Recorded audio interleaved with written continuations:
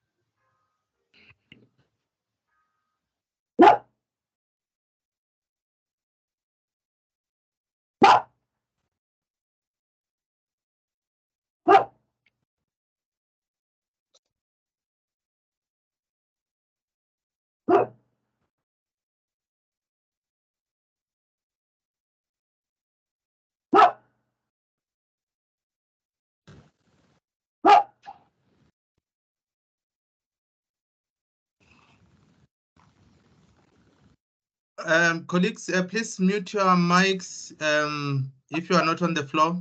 Thank you. Colleagues, am I still audible? Yes, we can hear you now, Mr. Latta. Thank you, thank you. I request colleagues that all your questions, please ensure that you ask them after the presentation. Jot them down.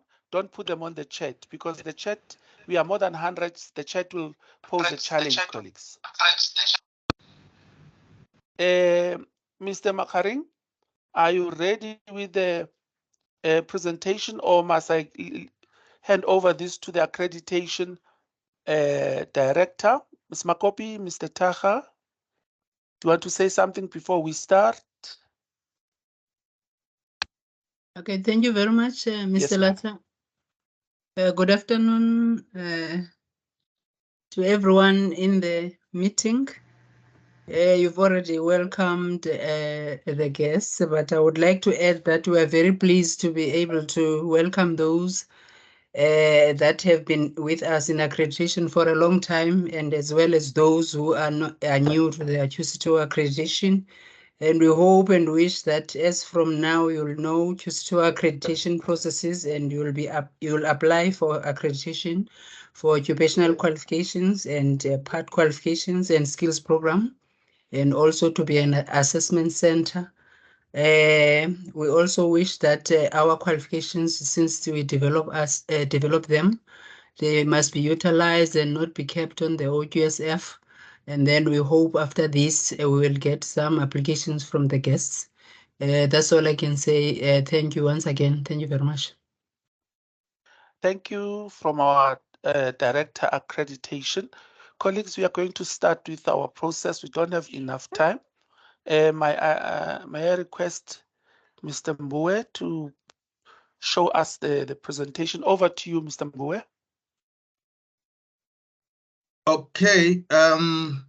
Thanks, Mr. Latta, and welcome to colleagues, to everyone who managed to attend now. We've got just under 2 hours to go through. Send it to me, and I can go through this thing. Michelle, please mute. And everyone else, please just watch your mic so that we won't disturb the process, colleagues.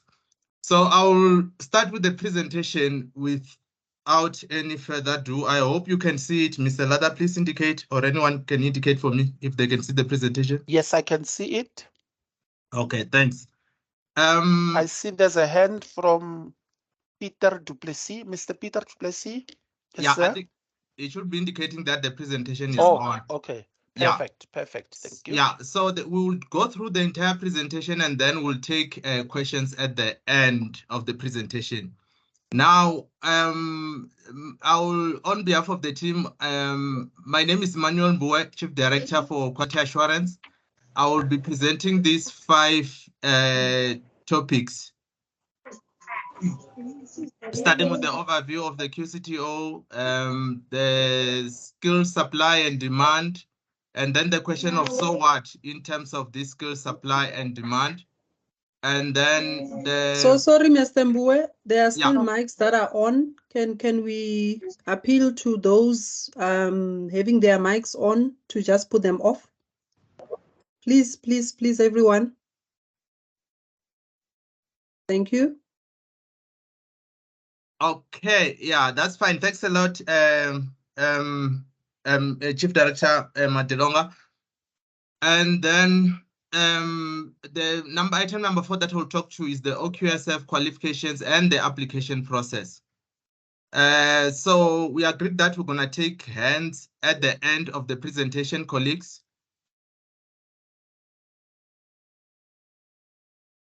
Starting with the overview of the OQSF. Now, with regard to the National Qualification Framework, which is a system of classification and registration, as well as publication and articulation of quality assured national qualifications.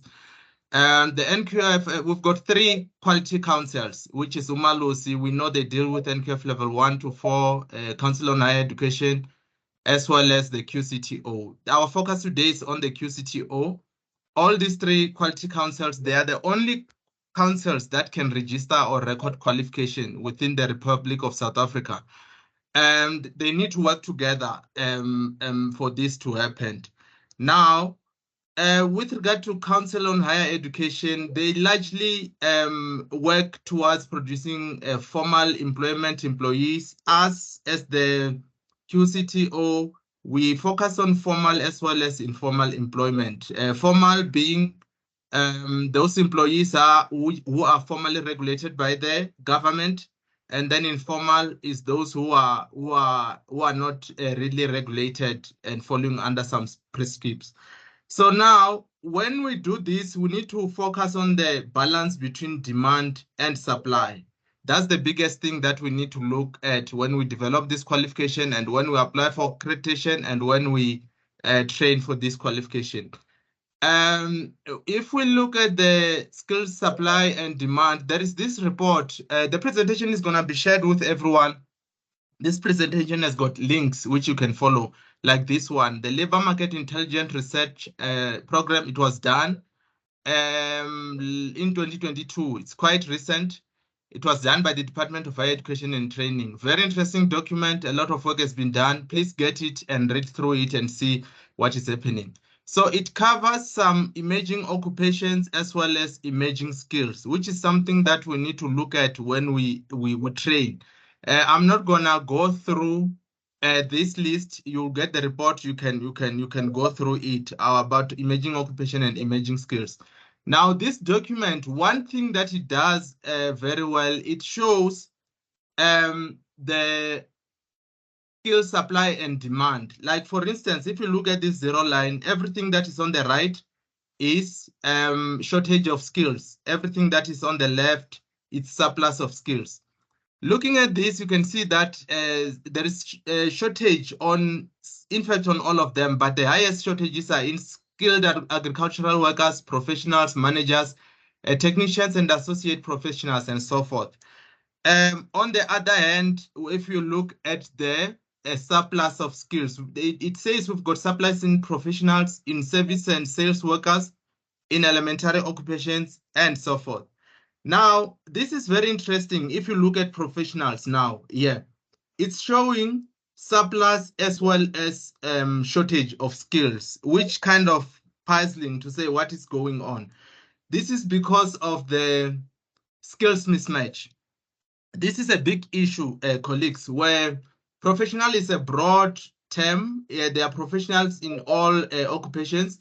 So what this means is that there is surplus in other professions and demand in other professions. So we need to zoom down there. If you look forward with regard to skills shortage by industry, now we are zooming a little bit lower. It shows that there is skills shortage in education, training and development, financial insurance, banking, public service insurance. this is the skills shortage that is showing, including agricultural and so forth. And when we go forward to the surpluses, it shows that there are surpluses in chemical, transport, wholesale, retail, all the way to construction. It says there is surplus of skills available. And then in that same labor market intelligence research program, there was an indication of a comparison of similar country with South Africa. This line represents us, South Africa. This line represents Turkey, and this is Peru. Now, on this side, it's surplus of skills. You can see Peru has got surplus of all these skills that are here. Likewise, Turkey has got the right-hand side show shortage. Turkey has got shortage of basic skills, similar to us. If you look at us, colleagues, we will take hands at the end of the presentation. If you look at us as South African now, we've got shortages on almost everything, if you look at it. So it shows, this research shows that we've got shortages in technical skills, in social skills, in resource management skills, in complex problem solving skills, and also the highest shortage is on basic skills. This is quite interesting and worrying because the highest shortage in basic skills, which is a prerequisite for obtaining other specialized skills, it's very much worrying. Now, moving forward into this shortage, zooming a little bit on the skills type in South Africa, you can see that we've got shortages. The research indicated we've got such shortages in reading comprehension, writing, speaking, active listening, critical thinking, learning. These are very basic things that are needed, colleagues. And these skills shortage are across all labor levels. For instance, even executives and management, because there is shortage in instructing, there is shortage in negotiation, shortage in financial management, management of financial resources. We'll share the presentation, colleagues. You'll go through this in your own leisure time, and please get this document as well on the link. And moving forward with regard to the shortage as well, we all say, no, we've got shortage of mathematics skills and so forth. If you look at this is not our biggest problem. Our biggest problem is rather on these other basic skills as well. Reading comprehension, writing, speaking, active listening, critical thinking, learning strategies. So this, like I've said, there is a big shortage in reading comprehension, active listening, and so forth. And these are basic skills, and these are prerequisite for obtaining more other specialized skills. And then with regard to the surplus, it's not all dire. There is a bit of surplus in these skills as well. But look at the numbers, they are very low. It's like 0.003 normalized value. So this is the surplus in mostly your bit technical skills, installation, equipment selection, operation and monitoring, troubleshooting, repairing. So the research has concluded that we've got considerable technical skills, but marginal surplus workers in vocational occupations such as plumbers and electricians and so forth. Now, moving forward, you can look, this is the comparison between number of unemployed individuals with higher education qualification and number of unemployed individuals with TVET qualification. In total here, we've got about 217,000 people with higher education qualification who are not employed. This is the sectors that we're focusing on. Highest in business, followed by education and science. On the other hand, with regard to TVET, the situation looks very bad. Just remember, this is 2021. This might be even worse. So the highest again in business, moving forward to the second one, engineering as well as education. Imeshni will take the questions after the presentation. So here we've got about 750,000 qualified TVET people who are not employed. This number, if you add these two numbers together, they are close to 1 million of people who are qualified but unemployed. Please take note, this is in business, engineering, and education. Those are the top three that we took there. Now, this is interesting again, because now if you look at this other side, they are saying no, we've got shortages in those sectors. Like, let's say in business, here they are indicating that we've got shortage of skills in business, we've got shortage of skills in engineering, we've got shortage of skills in also education. But the picture below shows that we've got people who are qualified in these areas. This is because of, once again, this thing, skills mismatch. It seems as if we are training for skills that are not required by labor, colleagues. So this calls for upskilling and reskilling of those people to match labor demand. Now, so what? Why did I show that whole thing? This is all about the accreditation process. So I just wanted to show that when we do this accreditation process, when we apply for accreditation, we need to look at the demand and not just train for the sake of training, because we're going to be adding into that number, that 1 million. So what we can conclude from this whole thing is that skills development providers to focus on training qualifications in shortage. Look at those labor market intelligent research programs, which gives a guideline of shortage in industry and sector. We need to zoom down to find specific occupations and avoid training with that skills mismatch. So there is some guideline documents that you can find which shows specific occupations that are in high demand that are needed.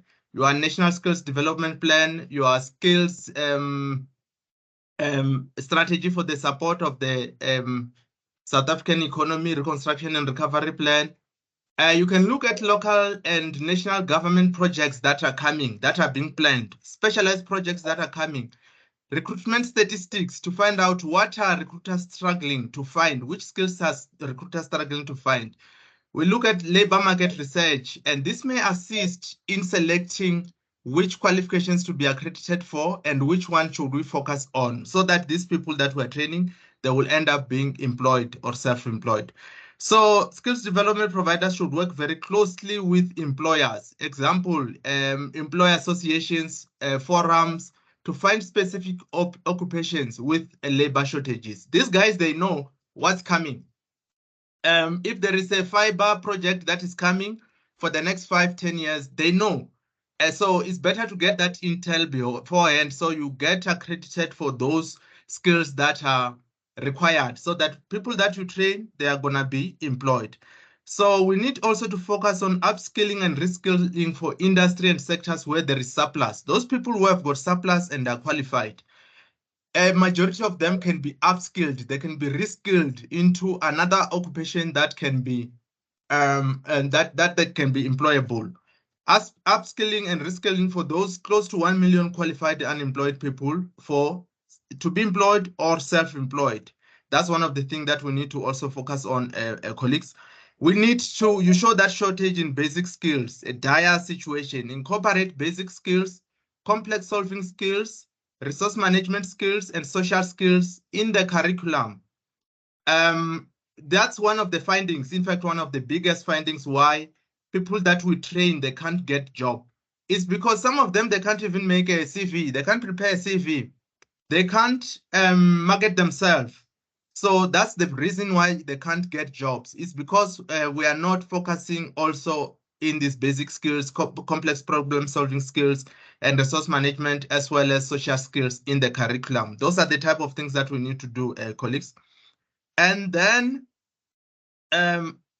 moving forward, CETAs as well, because CETAs are the ones who are really working on these skills, realigning and developing relevant qualifications and skills programs. To fill that shortage, focusing on specific occupations, using those labor market research and all those type of things, and industry research, colleagues. Now, that's why I did that first part of the presentation, to just show that we need to consider these things before we even start to apply for accreditation. It's not like there is funding in this space, let's train, because we are just training people to go to the street. I don't think any one of us will be proud of doing those type of things.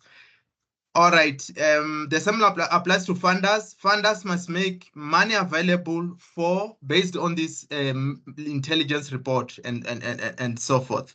Now, moving forward to the actual accreditation process. Now, if you look, we're transitioning now in a big way from historical qualifications.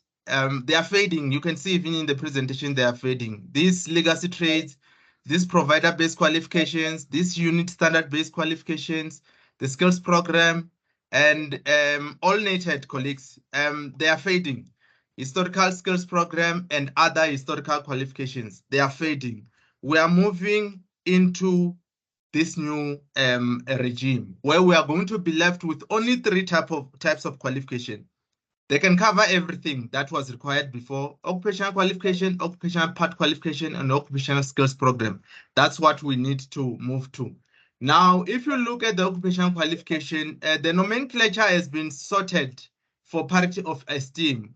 Now you've got qualification all the way from NQF level 1 up to NQF level 8. And then it ties with the other quality councils. You see the nomenclature it's no longer talks about occupational certificate everywhere. Talks of general occupational certificate, elementary certificate, intermediate, national, higher occupational certificate, occupational diplomas, advanced diplomas, and specialized occupational diplomas, and so forth. Now, this means that there is no more letter of intent, colleagues. The letter of intent were just done for the transition period to allow for this historical qualification or legacy qualification to be accredited during that time. We know there are SETAs which are still finishing processing them, but the QCTO is no longer issuing new letters of intent. What does that mean? That means that there is no new accreditation of any of these historical qualification. New accreditation is only on this new occupational qualification, part qualification, and skills program. Now, we understand that there are skills program here which were useful, which were linked to labor demand. So those are the ones that you need to take to the SETAs. They need to be realigned into this occupational skills program. The same applies to qualification and part qualifications. If we move forward now, this is the comparison between three sub-frameworks. I talk about UMA-LUCI. Yes, UMA-LUCI. You see the national certificate, which is your matric certificate here. Normally, people, they come here and they aspire to go to the Council on Higher Education, which is here. Now, the OQSF, which is what we're talking about, is this leg here. You see, there is parity of esteem. Also, the nomenclature is similar: national certificate, national occupational certificate, and then advanced diplomas, advanced occupational certificates, and so forth and so forth. The aim is to get complete articulation through and in and between these three sub-frameworks. Now, if we move forward, this is what it means with regard to those NQF level. This is on a specific occupation, let's say for electricians or plumbers. Now, the idea is to have articulation NQF level 1, 2, 3, 4, 5, 6, 7, all the way to 8. So these are the qualification that, this is how the qualification needs to work. Now, with regard to that, we allow, because an NQF level normally it takes 120 credits, which is equivalent to a year or so. Mr. Truman will take questions at the end of the presentation, this is equivalent to a year, and a year. We understand that there are shorter programs that are required. That's where the skills program comes in, which are similar to micro-credentials. They cover that whole thing. So this is just an overview of how these whole things work. But this is about accreditation mainly, not about qualification development. And then if we move forward, this is the application for accreditation. Now, the first step is you need to identify the programs that you want. How do you identify the programs that you are looking for?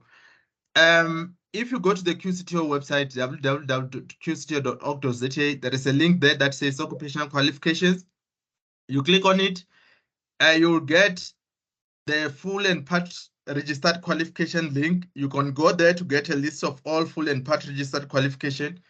It's over 700 at the moment that are listed on the website, but there are others which are being updated. I think it's about 800 as we speak. Now, the same applies to skills program. You can click here and get a list of all available skills program. When you get this presentation, these things have got hyperlinks. If you link there, you click there, it's gonna go take you where you need to go. And if you click there, it's gonna take you there. And then for qualification and part qualification, this is the landing page that you're gonna get. A list of all those qualifications that are there. Most important thing to identify a qualification of the skills program is this ID, colleagues.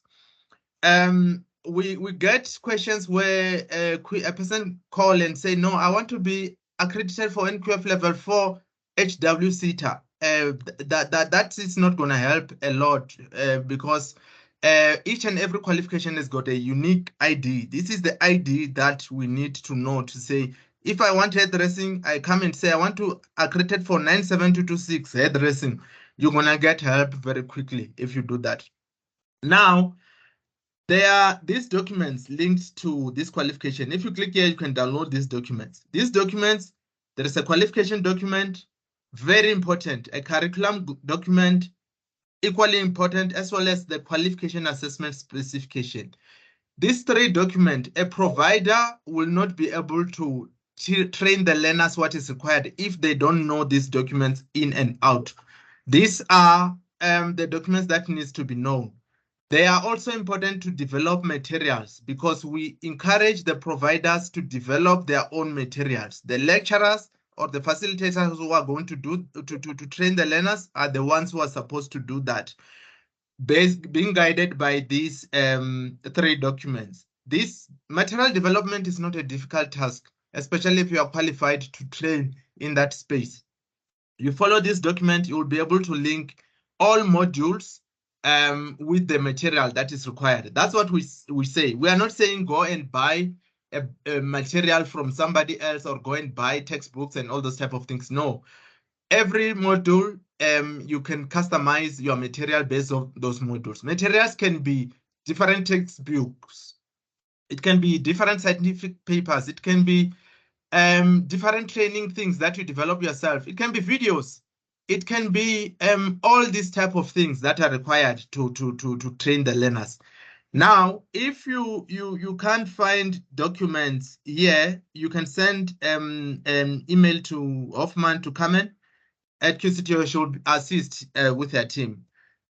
And then moving forward, once again, this is an example of a qualification document. I just want to point out very important aspects that we need to know before you get accredited. Once again, your SAQA qualification ID there, you need it to identify this thing uniquely. You need to look at the qualification. The keyword is it must start with occupational something. You see, occupational certificate, health promotion, information manager, and so forth. Those old qualification, further information, further education and training in what, and so forth, we are not longer issuing new accreditation because they've reached the accreditation end date, if you can call it like that. Now, moving forward, the registration end date, very important. You need to know this date. This means that if there is this date, for instance, on this qualification, it says registration end dates 30th of June this year. This means that there will be no new accreditation issued for this qualification unless it is re-registered and this date changes. Moving forward, it's going to come to the last date of enrollment. Here is the date. This means that on this date, although this qualification has reached the registration end date, but you can still enroll learner for a year. Last date of enrollment, post this date, no new learners will be enrolled and accreditation can be issued to teach out learners. This is on existing providers with learners who are accredited. That applies also to historical qualification because they expired in 30th June 2023. So it means accreditation to teach out learners can be issued only for those who were accredited and have got learners in the system. Now, here's another date, very important, last date of achievement. This date means no new learners enrollment will be taken by this date. All assessments should have been completed, all learners should have been assessed, and so forth. No new accreditation, no accreditation renewal. This qualification becomes dormant. It doesn't necessarily die because now a qualification, people who are certified, they still need to verify that qualification against their certificate. So it's dormant. Dormant means it can be trained further. It can be accredited. It can be assessed. This qualification, however, the one that starts with occupational this, you remember this keyword, they can be re-registered. The historical registered qualification, the legacy ones, they cannot be re-registered. They are dormant for good, but you can realign them into the occupational qualification. That's the job of the Seta. You notify your Seta, and then they will do that. And then unsuccessful learners, when the qualification is dormant, they can be RPL'd into another alternative similar qualification, or they can accumulate credits towards that other similar occupational qualification or skills program. Moving forward, this is now if you go to the skills program side. You will get, when you click, you will see the skills programs are slightly different. They start with SP and then a unique number. When you inquire about them, please give the name as it is. SP, this, hairstylist, and so forth is going to assist a lot for you to be assisted. And when you apply for accreditation, give the complete number. Likewise, there are documents associated with that, which are a skills program document, curriculum documents. They give you the how and all the information that you need to be able to successfully train for this skills program. Once again, if you've got any queries, send to Carmen. Moving forward, the actual accreditation application now, when you go to the QCTO homepage, there is this little house here. If you want to apply for accreditation, click on it. When you click on it, scroll down to the middle of the page, then you're gonna get this block, these quick link blocks. This quick link blocks has got this first one, which says accreditation services and form. If you click on it, on this one, the form is gonna expand. You're gonna get these other options. Now, these other options are very important. This is where you apply for accreditation, colleagues. And this one is new, is the old letter of intent. It says application to extend a historically registered qualification accreditation. Like I said, this is for those providers who have got learners in the system and their accreditation has expired. You can click here, give your details, give the learners and so forth. You'll receive a link to upload supporting documents, including the list of those learners and so forth. So that's the first one. And then the second one, skills development provider accreditation. This is for occupational qualification and part qualification.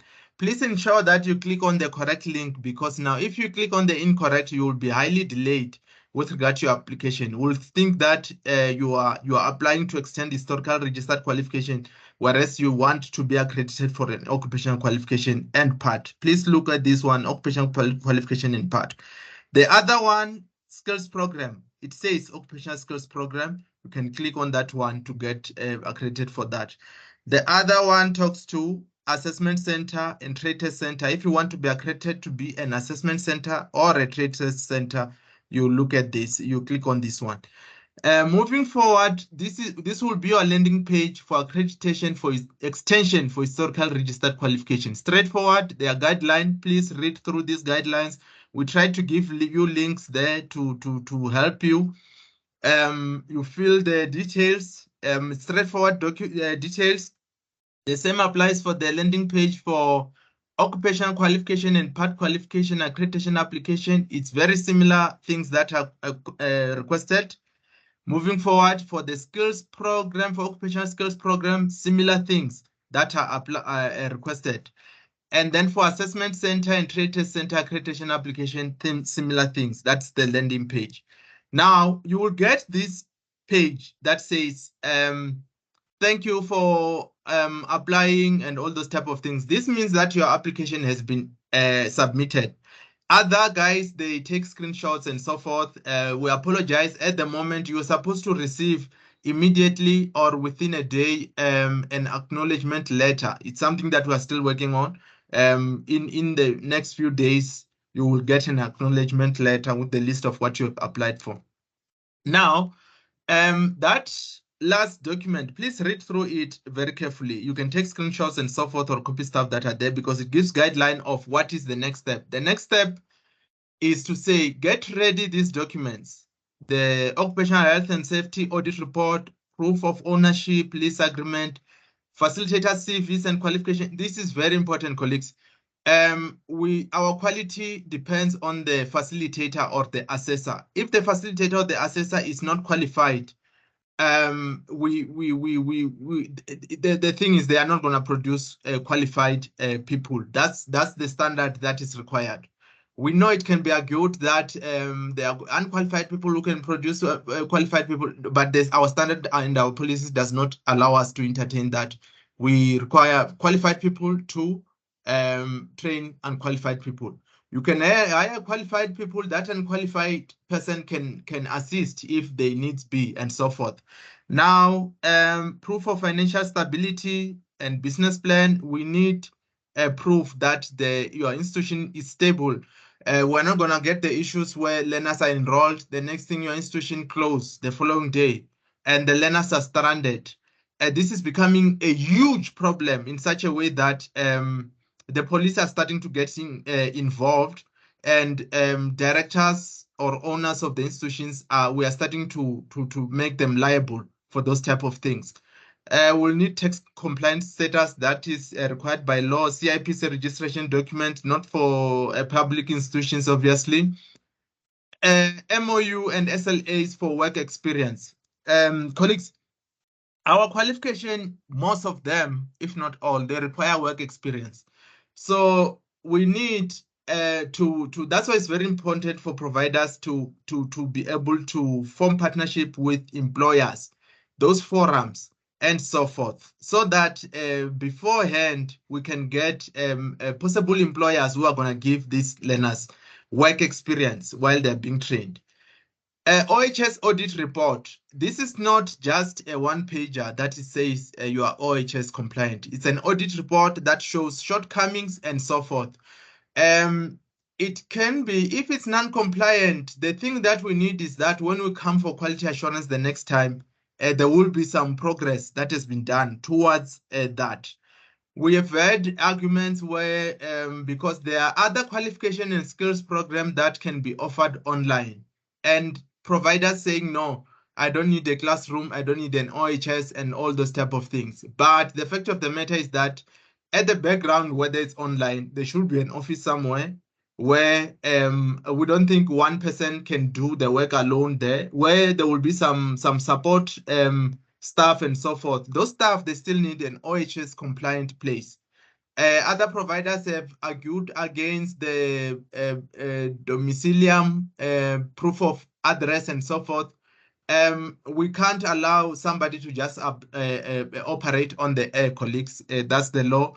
They need to be a domicilium, which is an address which, if things are not going well, we need to go to that address unannounced or announced, and then check what is happening in that regard. So we don't want issues where we just get these things operating out of thin air.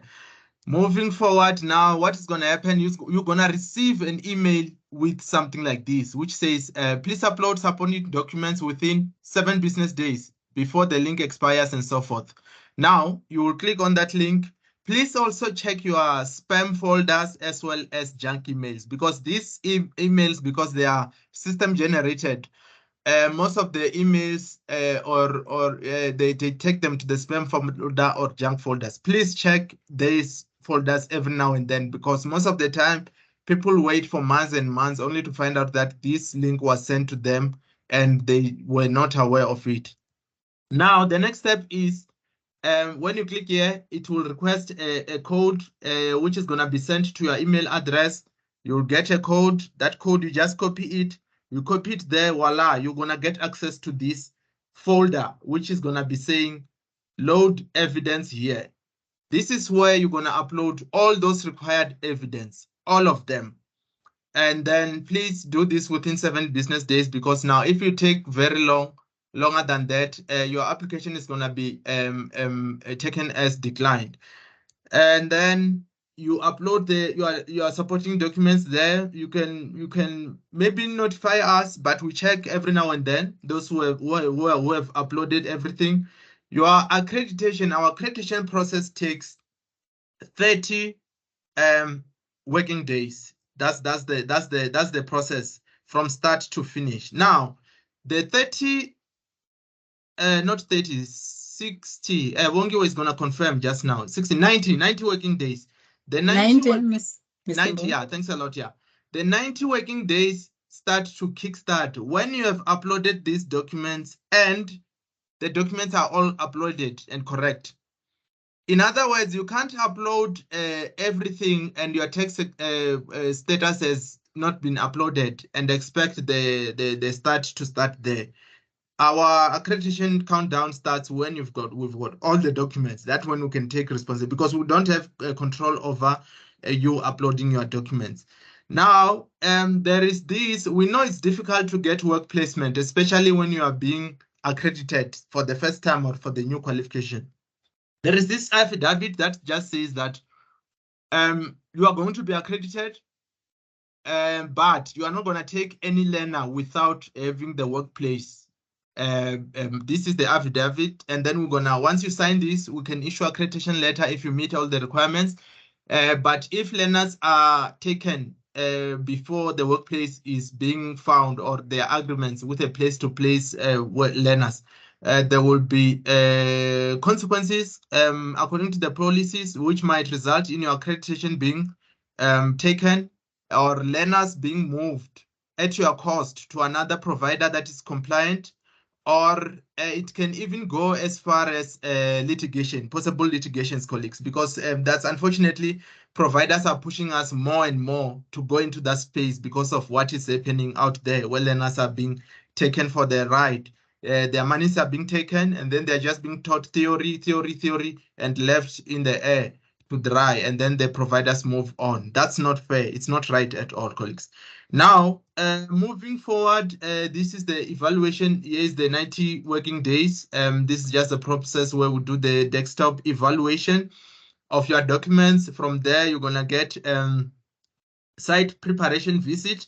This helps a lot, especially for new applicants, where we request if all these documents are available. Please don't accept a site visit if you are not ready, or if you know that there is something which is not right. It's better just to request an extension, because it's just gonna be a waste of everybody's resources, including yourself, and also slowing down other providers. Now, the site visit is now can happen. This site visit is done. We do it with subject matter experts, which are not full-time employed by QCTO. We do it hand in hand with the SETAs. It can be the SETAs only that will come there. It can be a physical site visit, especially for new applicants where we haven't been there before, or a virtual site visit. A virtual site visit is going to be on Teams like here, where we'll request you to have a mobile device, and then you'll move around. This is specifically for those providers that have been there and we know them. And then you move around and show us what is there. We ask questions, we probe all the type of things. And the most important thing during this site visit, the lecturers, the facilitators, the assessors, those people who are going to be involved on a day-to-day working of these things, they must be there.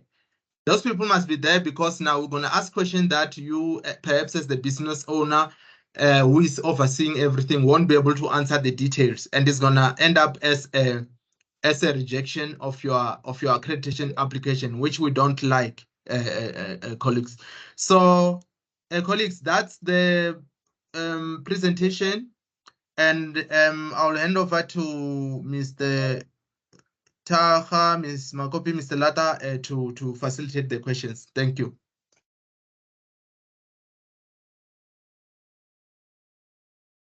Thank you.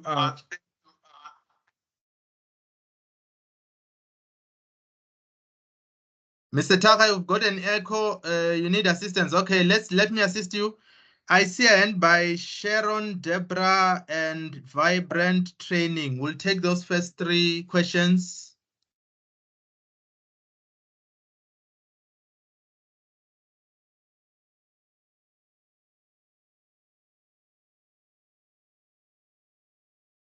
Okay, try to unmute Sharon, Deborah, and Vibrant Training. Hi, can I go ahead? It's Sharon. Go for it, Sharon.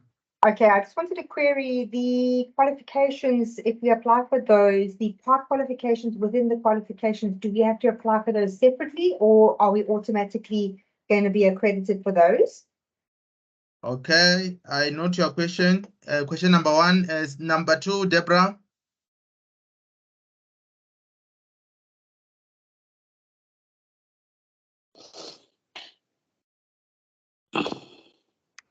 Go for it, Deborah. Hello, can you hear me? Yes. Yes, can you hear me?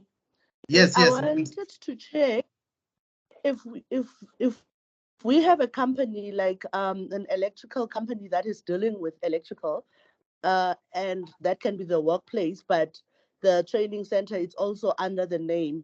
Can it be done like that? Can the company be a workplace and a training center at the same time?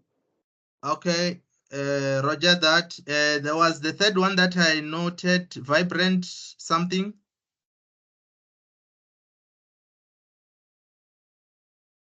All right, please lower your hand also if you are done. All right, I'll take, okay, let me answer those two questions before we move to the next round.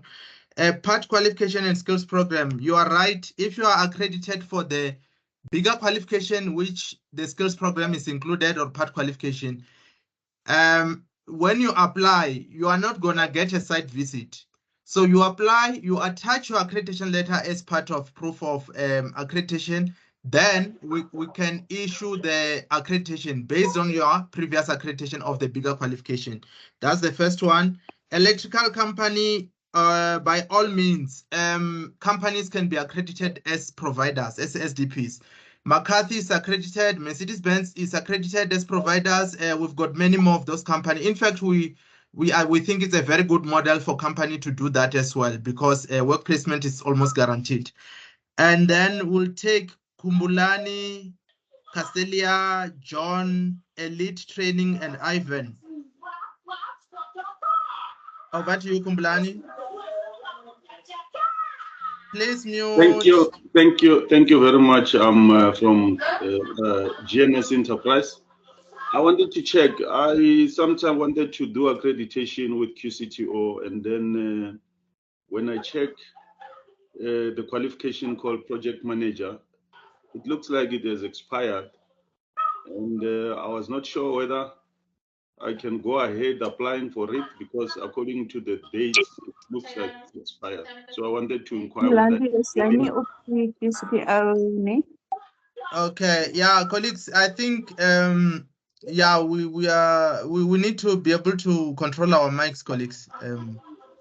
There is somebody singing at the background. I don't know if it's you, Charlotte Nepawe. Please mute your mic.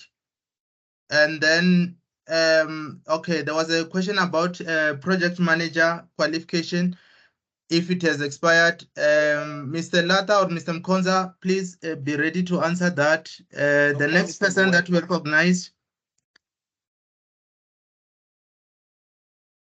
Castelia, it's over to you.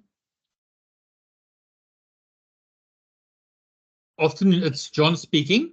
Oh, go for it. I just want to confirm, if my client wants me to train on site, how does one go about that? Client wants to train on site. Okay, noted that. The second person was recognized. You can come back. You can come in. Mr. Mbuwe, just to relieve you, I'll identify the people that are on the queue. Castelio's hand is up, but I'm not sure whether Castelio is available. I'm going to count to 3. And if we don't get any response, we'll go to Ivan. I'm sorry, to Elite. 3. Elite, it's your turn, and thereafter Ivan, and then Portia. Hi, how are you? I just wanted to find out, currently the new occupational qualifications, when we try to register our assessors, do we need to go directly to the SETA with the new occupational qualifications? And what I also wanted to find out is, let's say, for example, there's a new occupational qualification that's replacing a previous one. Do we use then the assessor's previous qualification to accredit him for the new occupational? And my other question that I wanted to find out is, there were specific unit standards that were specifically aligned to, like single training. For example, let me make an example, like first aid and firefighting.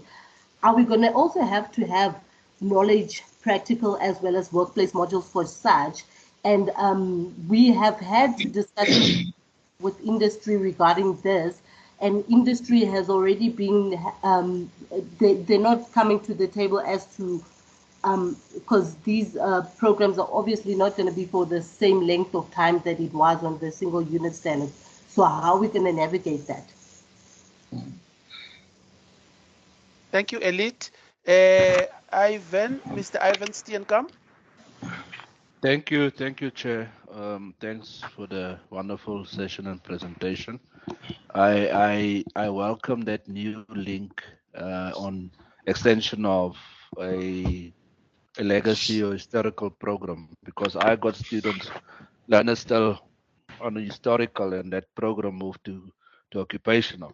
So I'll take you up on that one. Two things from my side. I applied as an SME, subject matter expert. I never got a response or a reply from that link.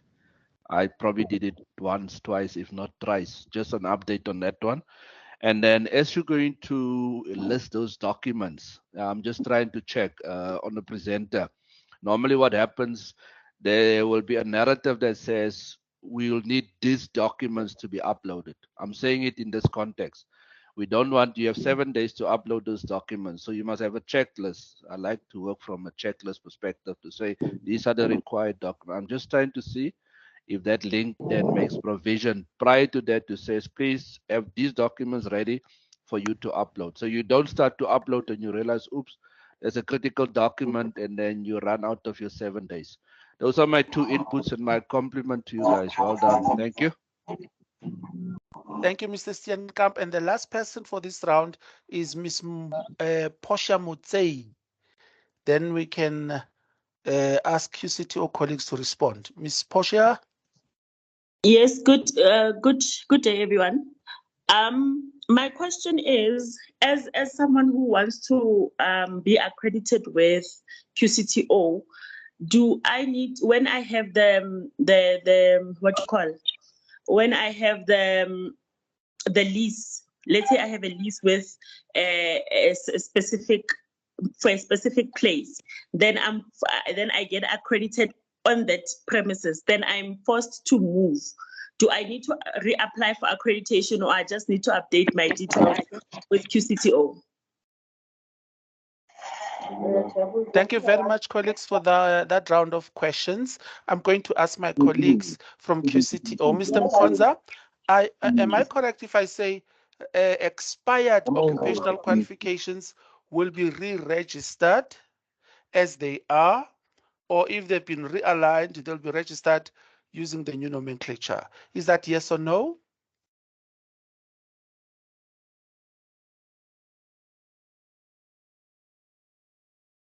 Colleagues, I take that it's correct. Colleagues, if the project manager occupational qualification is expired, you can continue applying to offer that qualification. We are busy re-registering occupational qualifications with SAQA. So don't panic if you see expired. In any case, it still has got another year of enrollment. We hope by end of the year, they'll be re-registered. We have started negotiations with SAQA to recommend their re-registrations. Just a note on the project, sorry to interrupt, just a note on the project manager qualification. Services CETA are busy in a process with a working group updating the qualification. That's correct. That's correct. Yes, yes. Yeah. Remember that as they are updating, we have requested for re-registration. As soon as it is finalized, we are going to say to SAQA, SAQA, here's a new now updated occupational replace the other one with the new one. So there's no gap, colleagues, that you are going to experience. We promise that, and we can't have that. Now, what happens, colleagues, if we re-register, SAQA re-registers the old occupational and the updated one comes in, we are going to keep the two alive because there'll be learners still using the old occupational who must be allowed to exit in a proper way. But if also they want to be RPL'd to the new revised one, they'll also be allowed to do that. So learners won't be left out or just be abandoned with our changes and so on. So don't panic about that, colleagues. We have that intact. We are dealing that. We have dealt. I can give you an example of Chef. Chef was registered as NQF level 4. It was then re-registered as NQF level 5. After it was updated, we kept the two simultaneously. So that learners that are in the old one can be allowed to exit, or if they want to be RPL to the new one, they were also allowed to do so. Mr. Mbue, respond to the questions. Colleagues, I'm taking charge. There are questions that were raised. There are questions that were raised, and I'm asking QCTO to respond to those before we go to the next person, who at this stage is still Castelia. I'm not sure whether Castelia is available. We'll come to those. Chief, I'm going. Okay. Thanks, Mr. Lata. Accreditation team also, please, these questions are yours, but I'll try to answer some of them as much as I can. There was the a qualification with regards to assessor registration with SETAs. Please go ahead by all means. If SETAs are saying they are registering assessors, go and get them registered. And then assessor of the previous qualification.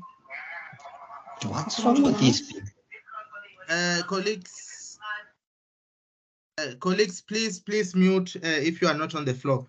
And then the next thing, the next one was with regard to assessors of previous qualifications on new.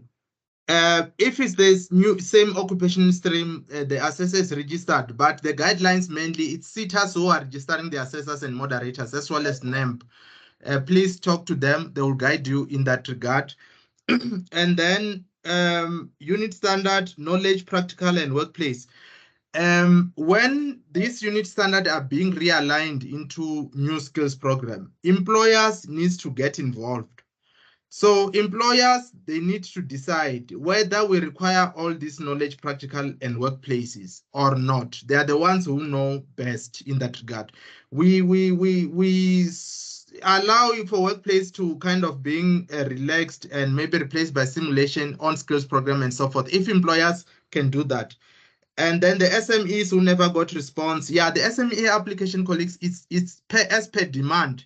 So please just hold on there. It depends on the applications of accreditation. Let's say for now we get many accreditation in welding.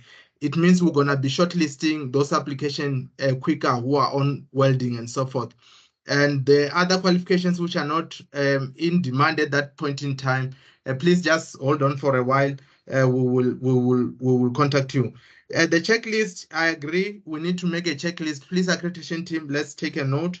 And then they're moving with the lease. This is linked to a client who wants to train on site. So you need to notify us because remember the accreditation is on a qualification on a specific site. If I'm accredited on a site in Pretoria, number 11 Stradom Street, it means that accreditation is only valid on that site. If you want to move to another site, you notify us. You write to the accreditation team, and then they will issue a permission for you to move. If it's a permanent move, all the things must be moved. Then we can just send our quality assurance team or do a virtual site visit to check if everything is still in order. Then we issue a new accreditation on the new site. Thanks, Mr. Lata. Over to you.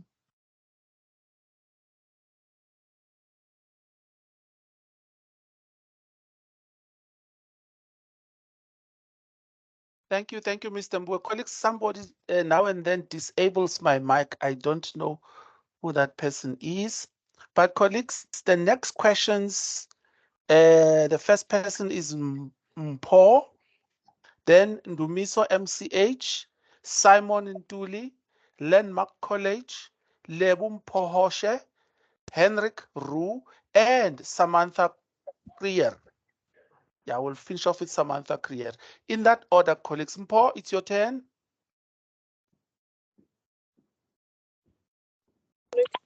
Mine is just a bit baffling on my side. It was mentioned that when applying, whether a new application, all the professionals need to be there. Now, what baffles me is, now say you have an assessor or moderator, which are not in the same province as you. How does that play about? Because it's a bit difficult for me. Thank you, Mpho. Ndumiso MCH.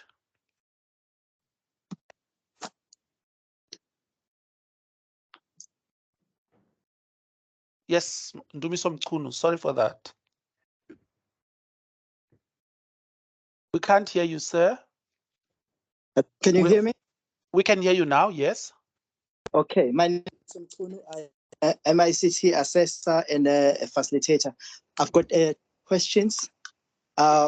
Number one is that how does the QCTO register assessors, especially regarding the new 4IR qualifications, the Fourth Industrial Revolution qualifications? And then the second one, for the Fourth Industrial Revolution qualification, does QCTO provide? And then the last one is that can you kindly repeat what you said about workplace agreement for new providers? Thank you, Mr. Mchunu. Landmark College. Landmark College.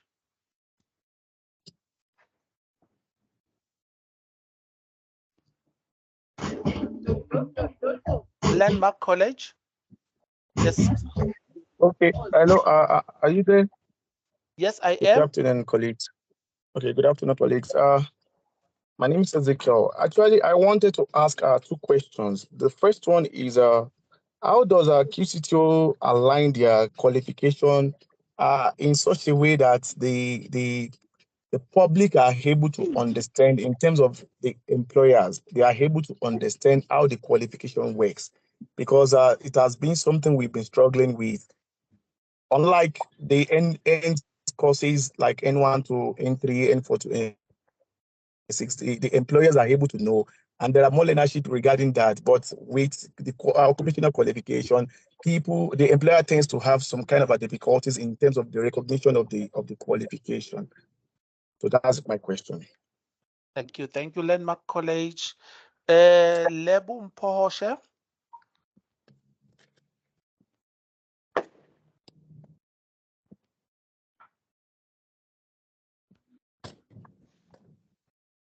Landmark, please mute. Mpho, we can't hear you.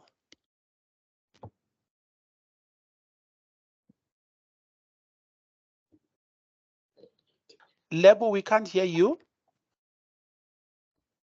Yes. Afternoon, everyone. Can you hear me now? We can now, yes. Okay. We are a training provider that's already accredited with the various qualifications.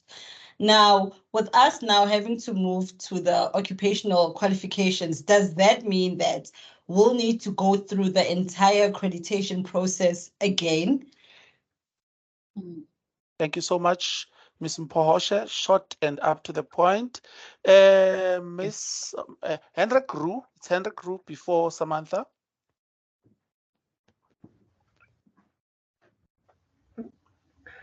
Good day. I just want to find out when we're actually busy with training and we have learners and they are at a specific workplace, must that workplace still be accredited as a workplace in order for the training to go on? And then the second part is that Are you going to provide us with a copy of this presentation, please? Thank you, Mr. Roo. The last person for this round, colleague, is Samantha Krier. Over to you, Ms. Samantha Krier. I think it's me as well, boss. Who am I talking to? Simon Nduli. I don't see you in my list, but yes, you will be the last, Mr. Nduli. Okay, good afternoon, everyone. Just my question to you guys in regards to subject matter expert. I know you've already mentioned some of the information, but how do we register? Where do we go onto the QCTO's page or application process to get that started? Thank you so much, Ms. Krier. Short and sweet. Mr. Ntuli, you are the last in this round. Thank you. If the program is online in terms of the delivery, and when it comes to the work experience or the workplace is not different to a simulated environment.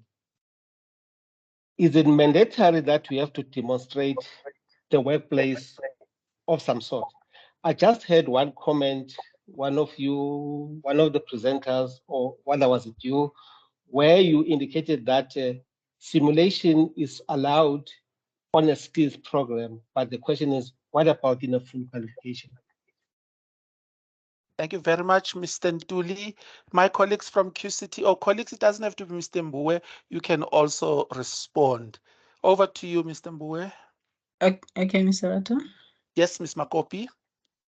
Thank you very much, Chairperson. Mpho has asked a question. It's the answer is that the QCTO encouraged that the people must be involved when the site visit take place that are going to run the college. Why? Because especially the facilitator, because the facilitator is the one that is going to implement the qualification to the learners.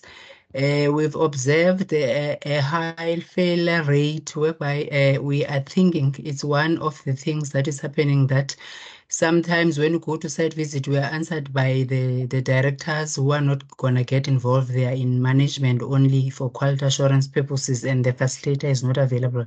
So because you get the dates prior to the site visit, you can be able to ask a person, a facilitator, at least to be available just for that certain period that you are being visited. I hope I've answered that well, Ms. Mpho. Yeah, also they can, if let's say assessors and moderators are somewhere far, they can connect online if the connection requires. But the facilitators, yeah, it depends. Let's say for SDP application, the facilitator shall be there, because that's the person who's gonna be there every day. I don't think that applies where you say they are far away. Then that raises the question: how are they gonna train the learners if they can't just come for one day for site visit? For assessment center, the assessor shall be there. Then the others can hook on online. QCTO colleagues, any other question that you would like to take? Yes, Mr. Mbui, can I just talk to the registration of assessors and moderators, please? Yes, please. Go ahead. Right. If you look at the curriculum document, it very clearly states what the facilitator requirements are per module. And the QCTO is of the view that this person, being an SME in the classroom, is able to assess and conduct internal assessments as required in our QCTO assessment policy. We do not have registered assessors and moderators constituently registered with CETAs as with the historic qualifications, because we are not verifying POEs. There is a process that you will train your learners. You'd conduct internal summative assessments on modules. There's a workplace statement of results in the curriculum that must be completed. And as the accredited SDP, you are holistically responsible for the components of all the components of the qualification.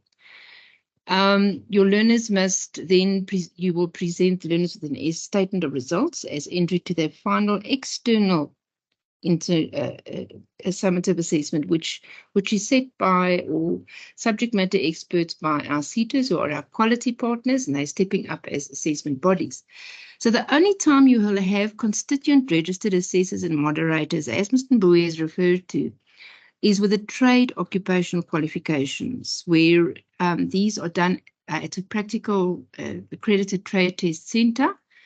Those assessors and moderators must then be accredited with NAM. Thank you. Thank you very much, Ms. Kemp. Okay, thank you, Chair. There was a question on the issue of the importance of the workplace argument. Yes, please, this is very important.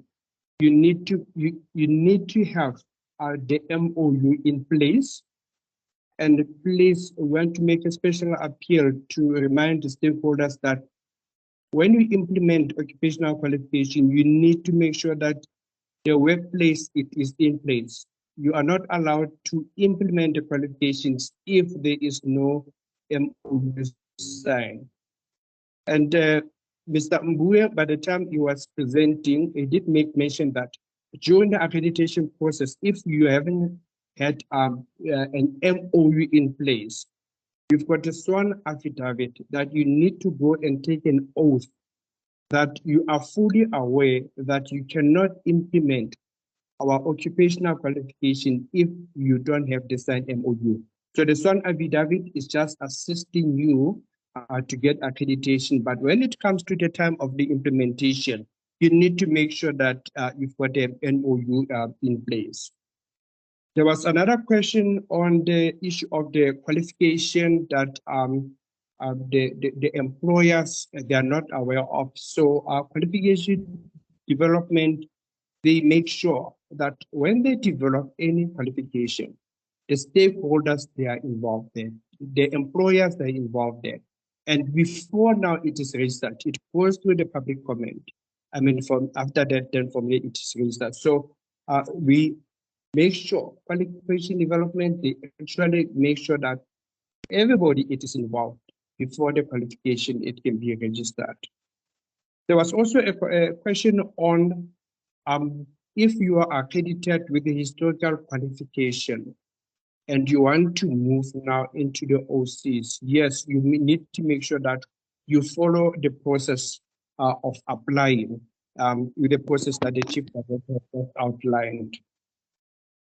There was also a question on workplace. If you've got the simulation, does the workplace play a major role? Please, we've got 3 components in our qualification: the knowledge modules, we've got the practical modules, whereby that particular simulation must be done. And now the 3rd component is critical, that the learner need to be exposed at the workplace in order for them to be able to qualify to do the ASA. Thank you, Chair. Thank you so much, Mr. Taha. Colleagues, I'm going to the next round of questions. And the first person is Mr. Tendai Mago, Ms. Tandani Manyati, Dumsani Mzila, Truman Supply, Denny Berger, Enid Bretz, Anthony Ford, and Jasmine Latif. In that order. Over to you, Mr. Mago. Good afternoon, everybody. I would like to ask, there's something. Meeting chats as well for other questions. We are not going to look at the meeting chats. Colleagues, I'm sorry, Ms. Margot. Colleagues, we have got 700 colleagues here, and it's going to take time to read the chats. I may request, I'm requesting our officials, Mr. Taha, Ms. Makopi, to look at the chat. If you can respond, by all means respond. Or we can look at the chats later on or next week and respond to those individuals, colleagues. We are not going to look at the chats. It's too many population we have, colleagues. Over to you, Margot. Okay. I wanted to ask something. I understand that these qualifications are going to end, the occupational qualifications in 2027. I'm not sure some of them. So does it mean that they will be continuously reviewed? We won't have like kind of permanent occupational qualifications, and they are going to be determined by the demand in the industry. What? Thank you so much, Ms. Margot. Ms. Manyati.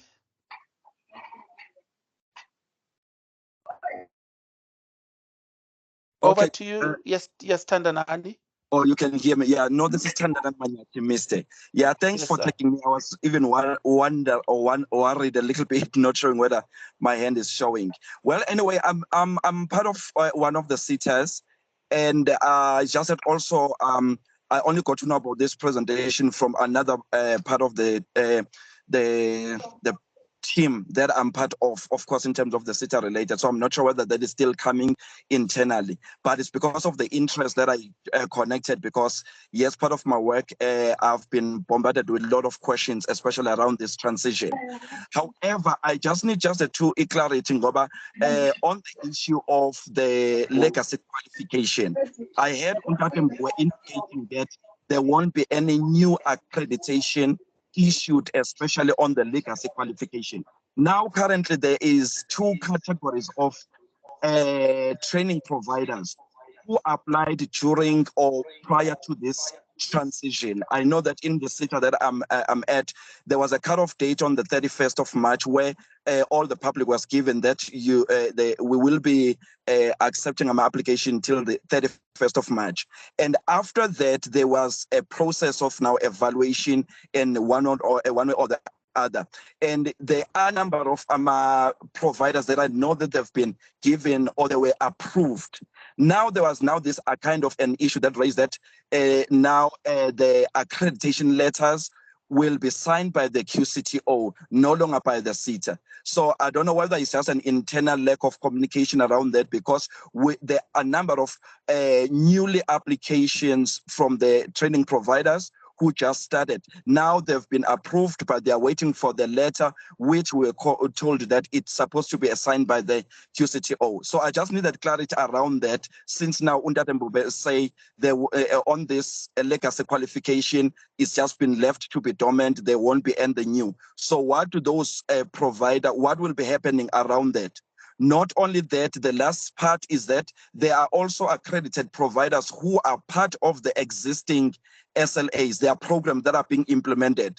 Now they've been waiting for the new letter after they've extended, on the legacy qualification, and those programs like learnership and skills program are currently in implementation. But these training providers who are participating have their accreditation expired, and they requested, they were approved, but the whole thing was just that we are waiting for the QCTO to sign the new, the certification and the letter. So that is the clarity that I need, especially now. Thanks so much for taking my call.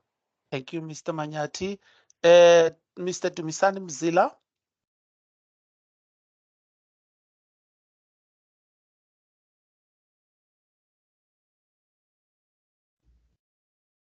I'm going to count to 3, colleagues. If I don't get response, I'm going to go to the next person. Go on, colleagues. Truman Supply, the Truman Supply, colleagues. Hi, thank you, Chair. This is Truman Hadebet, Supply Chain Academy. I wanted to check with the LOI. We received quite a few of them back in 2020 and again in 2021. But we also submitted the applications twice for the accreditation for our supply chain programs or occupational qualifications. But we haven't received any feedback, and we've been following up, on the emails provided without any success. So I just wanted to know, how do we expedite the process, and what is exactly required if we are not able to get any support on email and through the links that were sent to us? Thank you, Truman. I see Mr. Mzila, you are now on. Yes, sir. My apologies about that. Am I audible? You are. All right. Thank you so much, sir. I'm just going to touch on 2 questions. The first one, as per the presentation, as far as the site visits are concerned. It was alluded that if it happens that provider is not available on the date proposed for the site visit, the provider should request an extension. I would like to be assisted, especially on that, because I was supposed to be visited during the month of April, but I requested an extension for the visit because it was conflicting with one of the workshops that we were having with one of the seaters. But unfortunately, I was told that I won't be able to be given an extension on that particular date. So I ended up having to leave that particular site visit as it were. That's question number one. The second question is, there are two service providers that have requested for the service as far as New Venture is concerned. But now I was a little bit reluctant to provide the service because of the physical venue that I'm at, because they're in a different province. I'm in a different province. So I would like to know, in terms of implementing that, how should I go about that? Thank you. Thank you, Mr. Mzila. Mr. Danny Berger. Thank you very much. Thank you, sir. We are QCTO accredited cost welding center, but our accreditation is coming to an end next year in March, so I need to apply for reaccreditation. Is the process the same as for a new application, and what's the turnaround time? Is it also that 90 working days? Thank you. Thank you so much, Mr. Berger. Miss Enid Banks.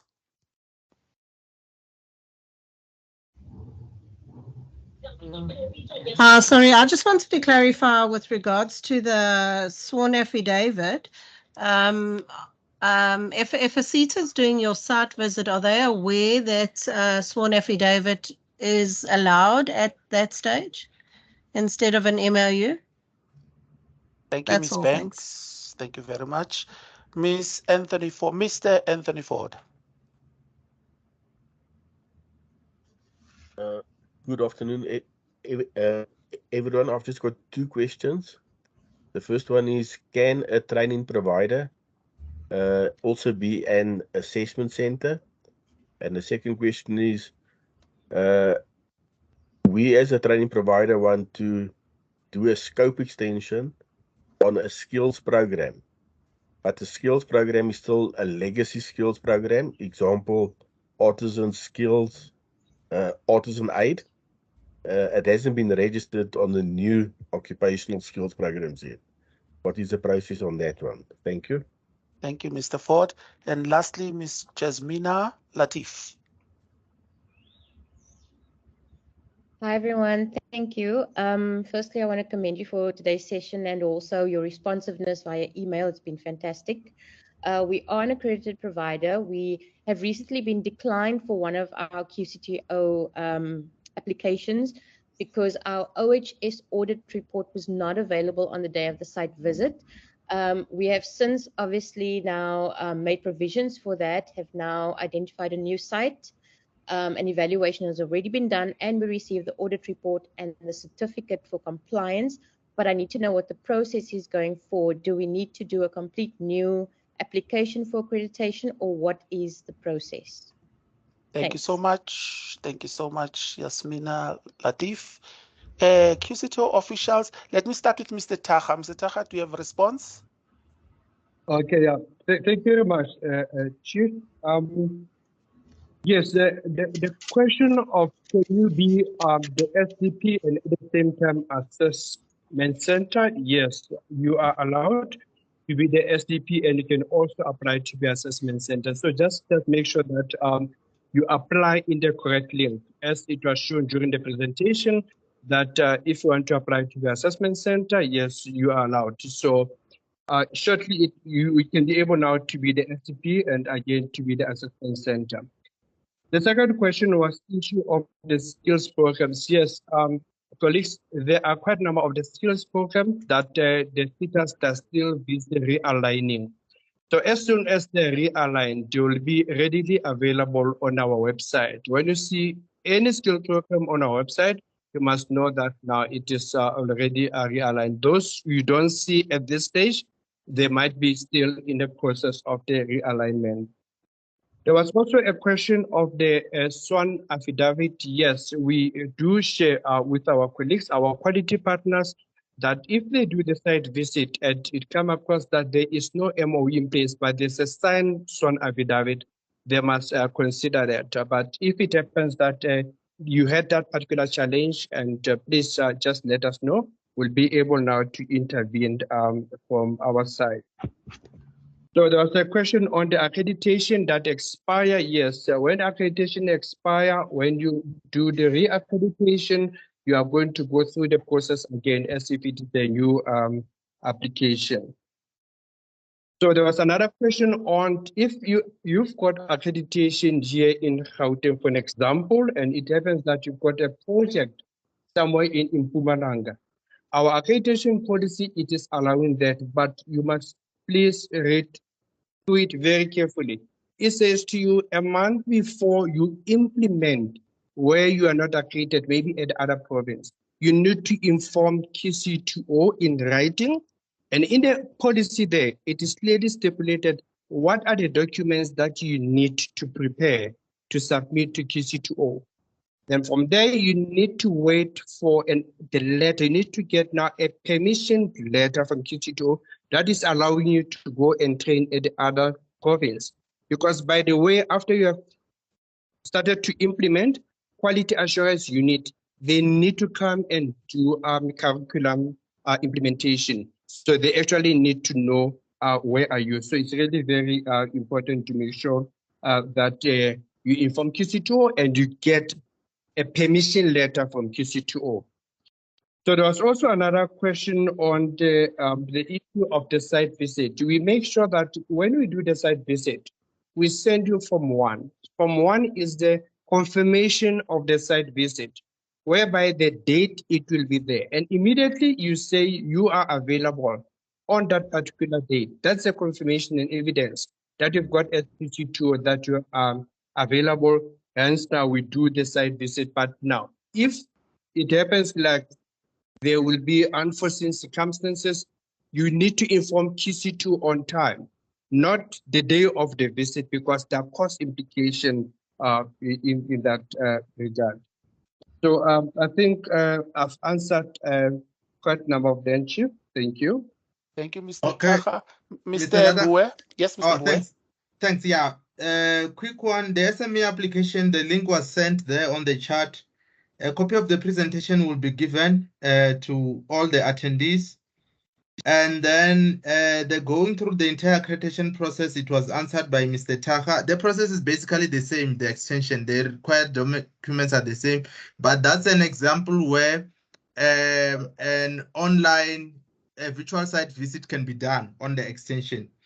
And then, okay, assessor registration on 4IR qualifications, please contact MICT Seta. They deal with that, but the process should be the same as any other assessor registration. And there was an issue of the occupational qualification ending in 2027. Is it going to be the same process again? Yeah, that's the rules of qualifications. Even the qualifications before, colleagues, if you download the older qualifications, every 5 years they need to be reviewed and re-registered if they are still valid and so forth. And then accreditation of legacy qualification. Like I said, legacy qualifications are no longer being accredited. The process, if the process was still happening, the process must be concluded for those applicants. But what that means, because the legacy qualifications, their registration end date was June 2023, this year. So it means the accreditation will only be for a year. That's when they can accept new learners. That's what is going to happen. But the MICT guys, Mr. Taka, who is going to contact you, you're going to sort the issue out.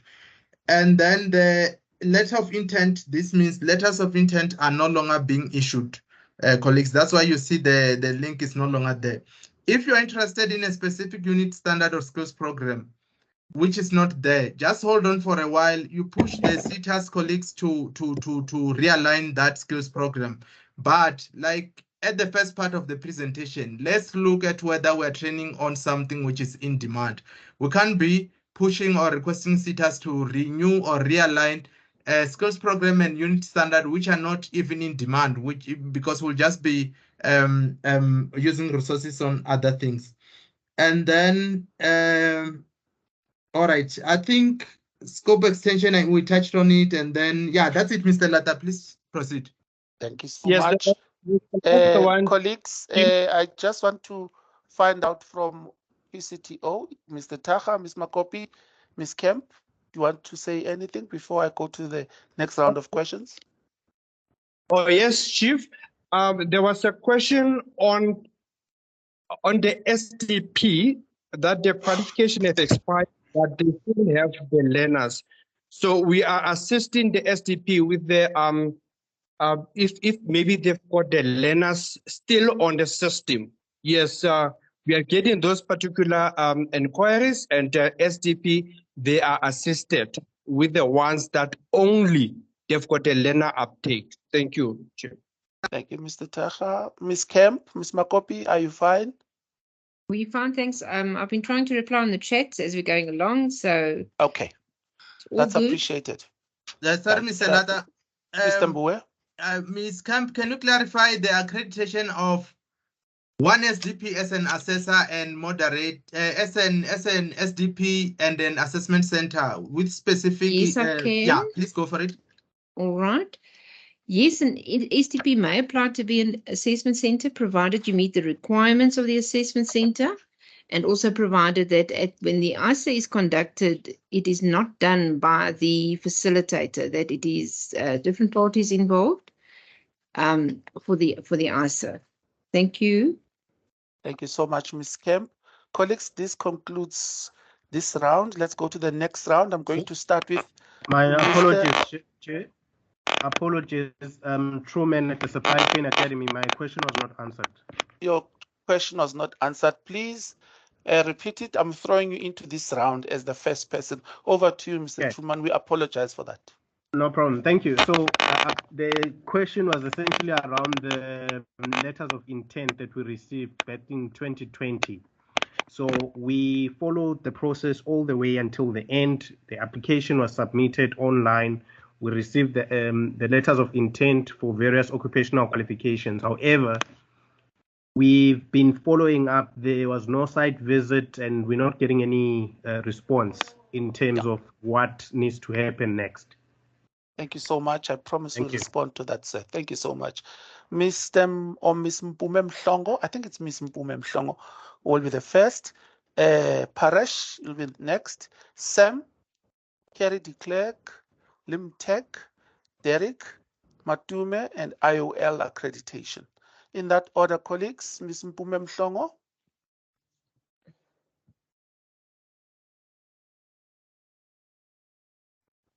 I'm counting to 3, then I go to the next person, Ms. Mhlongo. Over to you, Ms. Mhlongo. Oh, yeah, I'm unmuted. Thank you very much. I've been struggling. I really want. Unmute yourself, Ms. Mhlongo. Unmute yourself. It's not happening. We can hear you now.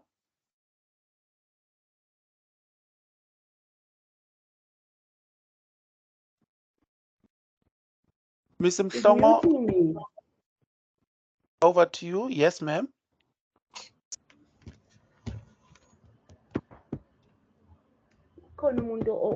There's a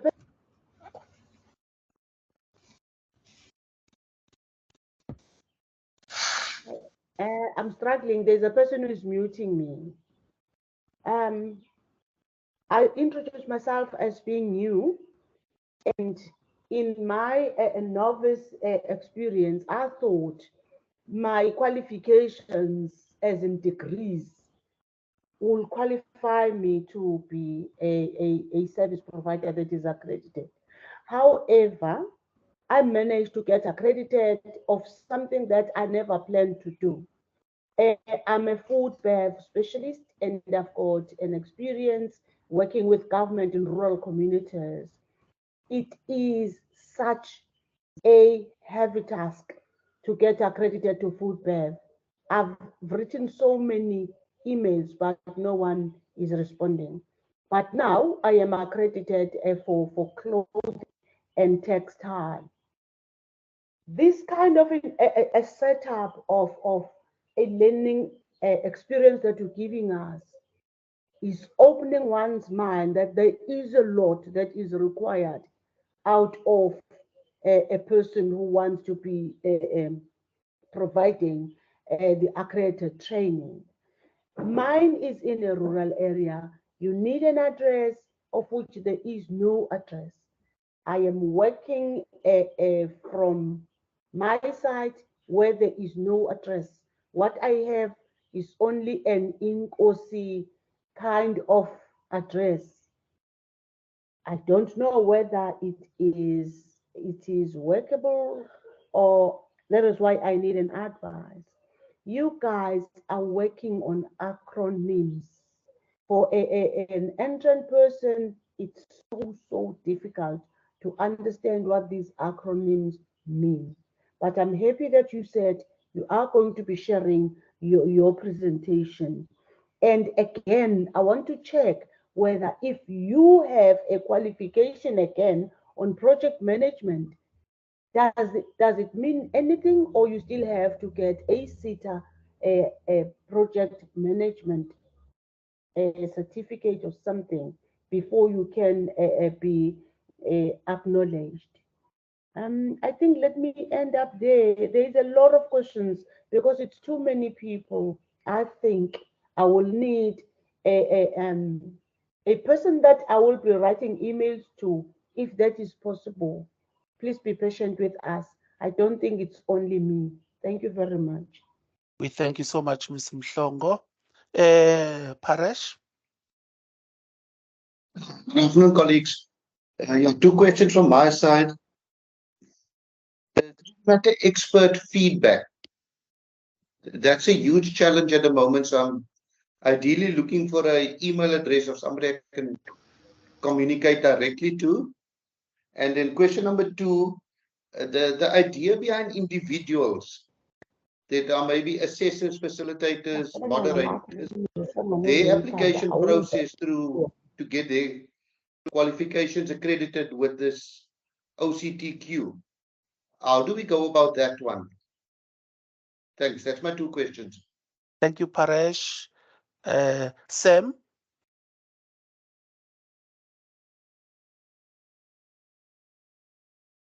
Colleagues, you can still throw your question on the chat.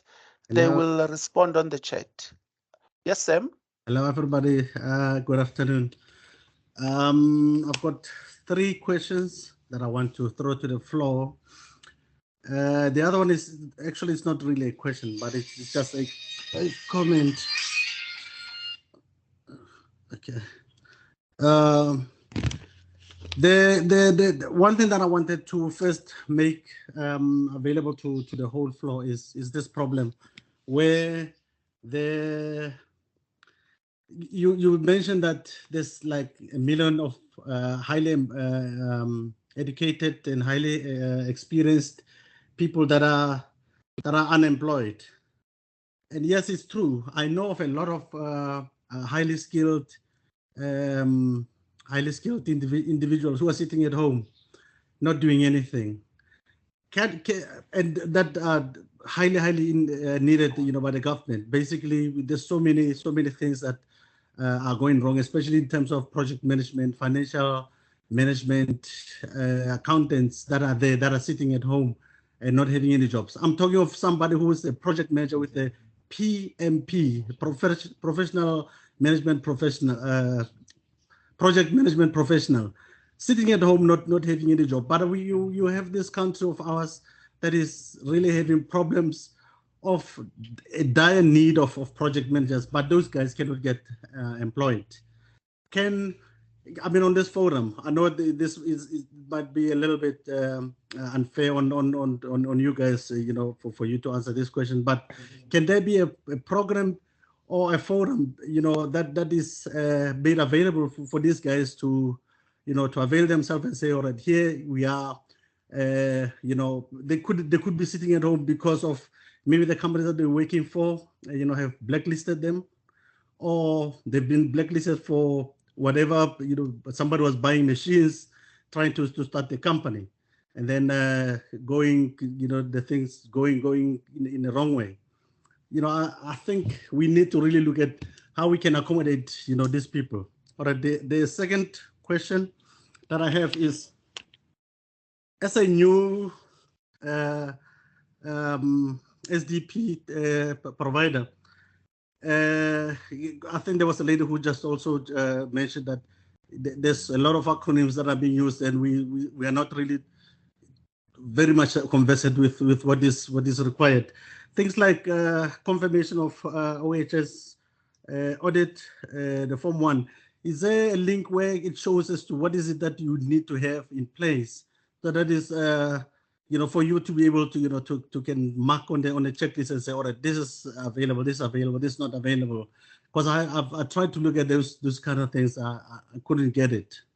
I think that's, that's about it. Thank you so much. Thank you, Sam. Harry de Klerk.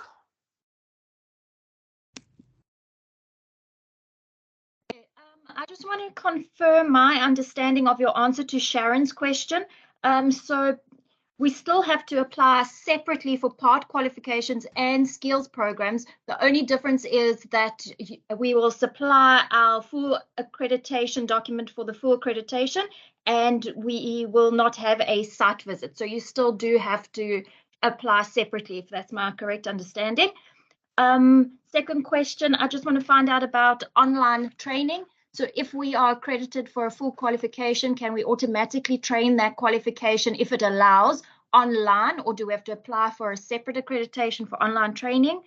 Assessment centers, does it have to be your physical site venue, or can it be an off-site venue if we have a relationship with, say, a external provider with a venue that we can do our assessment? Can we apply to be an assessment center for an off-site venue?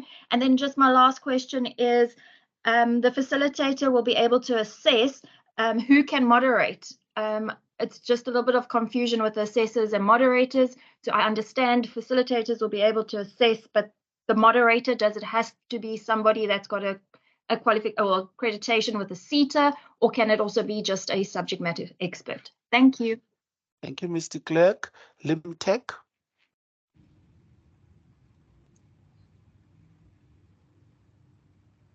I'm going to count to 3 colleagues. Then I go to Derek. Over to you, Derek.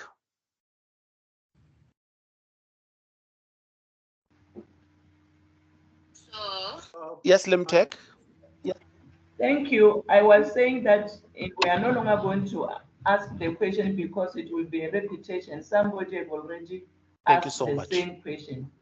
Thank you so much for that, ma'am. That saves us time. Thank you very much. Derek?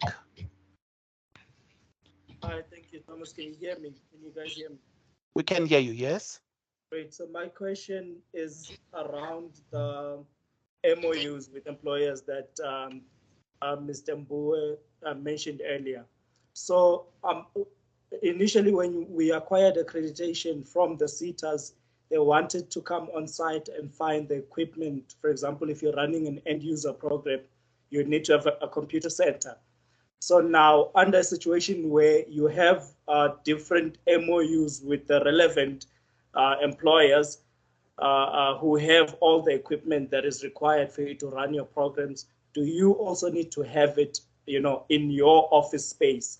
Or can you have only what is required to run the theory of your programs? That is my first question. My second question is a follow-up to that. Should that then not be necessary?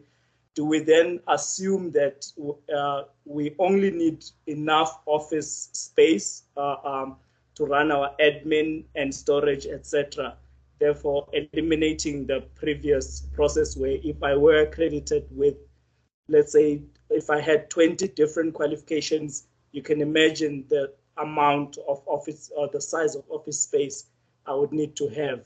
And the equipment, that is a big expense, if I were to buy all of that equipment. So that is my question. Thank you.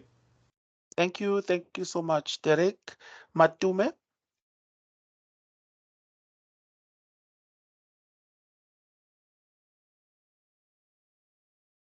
We can't hear you.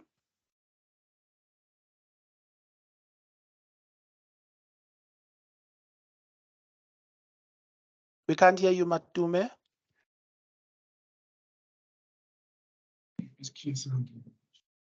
Yes, we can. Matume, can you hear us? Hello. Yes, ma'am. Oh, okay. Thank you very much. I've got one question. We talked about NATED, and I've seen our colleges sent an application for NATED. Are you still accrediting providers for NATED, or if maybe we have got an application that we need to send, is it going to be considered or it is discontinued? It's something that I need to find out. And again, I'm not sure, maybe if I missed the answer, someone asked if you have sent an application and then you respond with a link, and later on you realize that you have got another document that maybe you didn't realize that you don't have it, and the 7 days lapsed, then what needs to be done? Thank you so much. Thank you, ma'am. Thank you very much. The last for this round is IOL, accreditation. Hello, can you hear me? We can hear you loud and clear. It's Linnell Farrell here, so I've got 5 questions. So the first question I would ask is if a provider applies for accreditation on a qualification, but not knowing that this specific qualification has already been re-registered with a different SAQA ID, does this provider have to now again apply for the same qualification but a different ID? The second one is that there are verifiers currently demanding that the provider has their SMEs as assessors with a ETDP CETA statement of results, otherwise they are not looked at.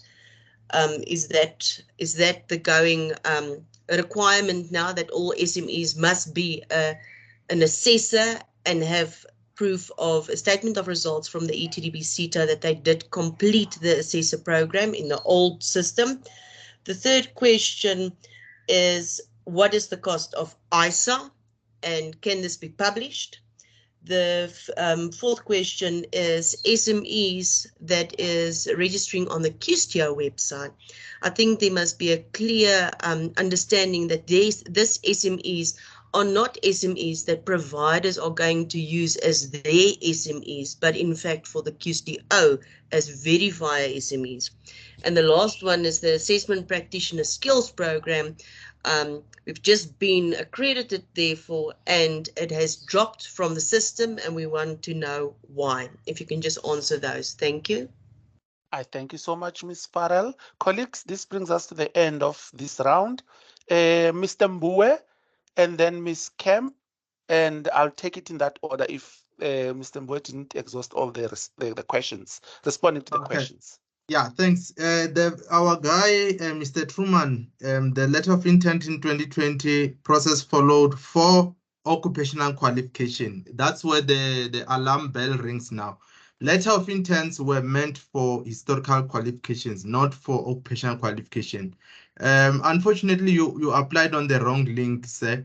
That's why I was emphasizing that please ensure that you apply on the very much correct link. So what can be done is Miss Makopi, she's gonna contact you. Please give your email address on the chat, and then Miss Makopi is gonna contact you, and then or we will, yeah, Ms. Makopi is going to contact you and then she will try to resolve that. That's what I was referring to say, please, let's ensure we use the correct link, because if you use the wrong link, technically it's no application, colleagues. Now, the rural area address, Inkosi address, 100% acceptable. The law in South Africa accept those. You can give that Inkosi address. And then, do we have qualification on project management? Yes, in the document that is going to be shared with everyone, there are links there. It's show you where to find qualification and so forth. You can search them yourself. There are qualifications for project management. Qualification to be accredited with the QCTO. Okay, the process of accrediting or registering qualifications with the QCTO, there are specific templates and forms and processes that gets followed.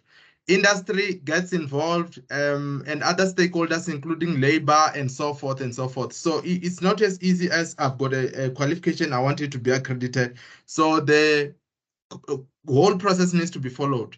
It must be gazetted. If others have got issues with it, they give inputs and so forth and so forth. So it's a bit of a process, but if you want that to be reviewed, please contact the SETA that is related to those qualifications. Mr. Moyo Melusi, please mute. And Mr. Matume as well to mute, Mr. Mbowe. Yeah. All right. So qualification to be accredited. Yeah. So in that breath, we're gonna give the email address of different people. I think we've got the email address of Carmen as well. You can contact her. It's gonna come on that presentation that is gonna be given. And then educated and skilled people. The only way we can assist at the moment is our SME application, where we can try to work with these people as our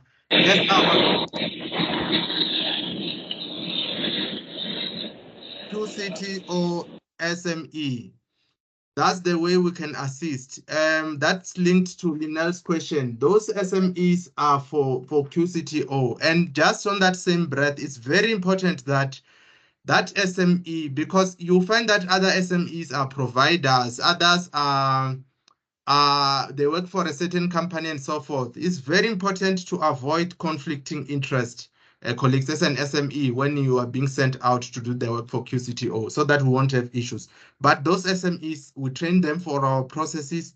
They are for us. Any other arrangement for you with them, yeah, we don't get involved. And then MOUs with employers. Want to come to site visit, okay.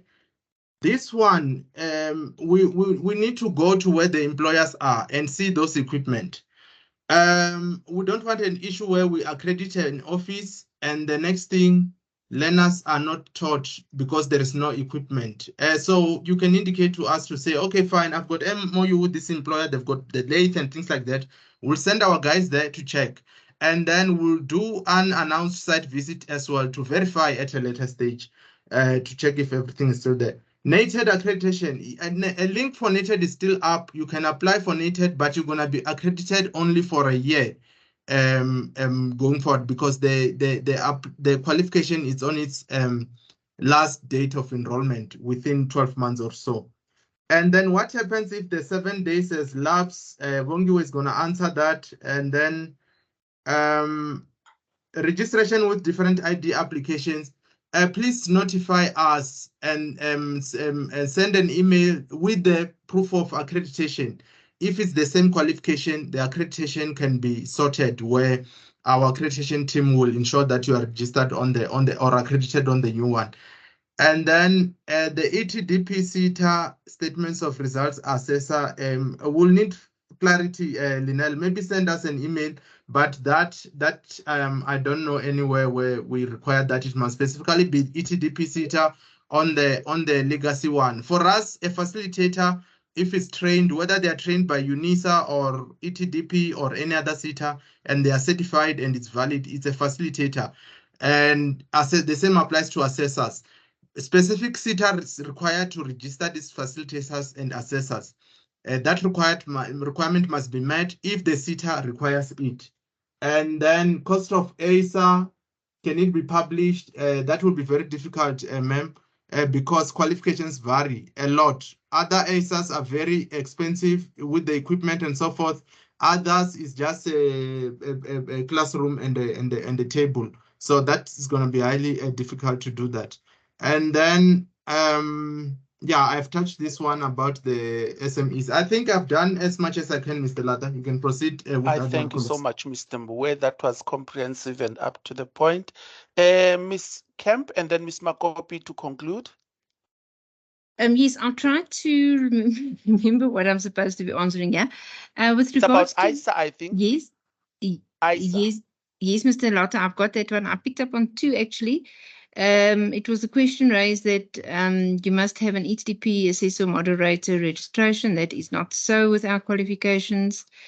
Secondly, the ISAs are not published as are done because we have an item bank and which is generating items according to the standards that are preset for the development of these.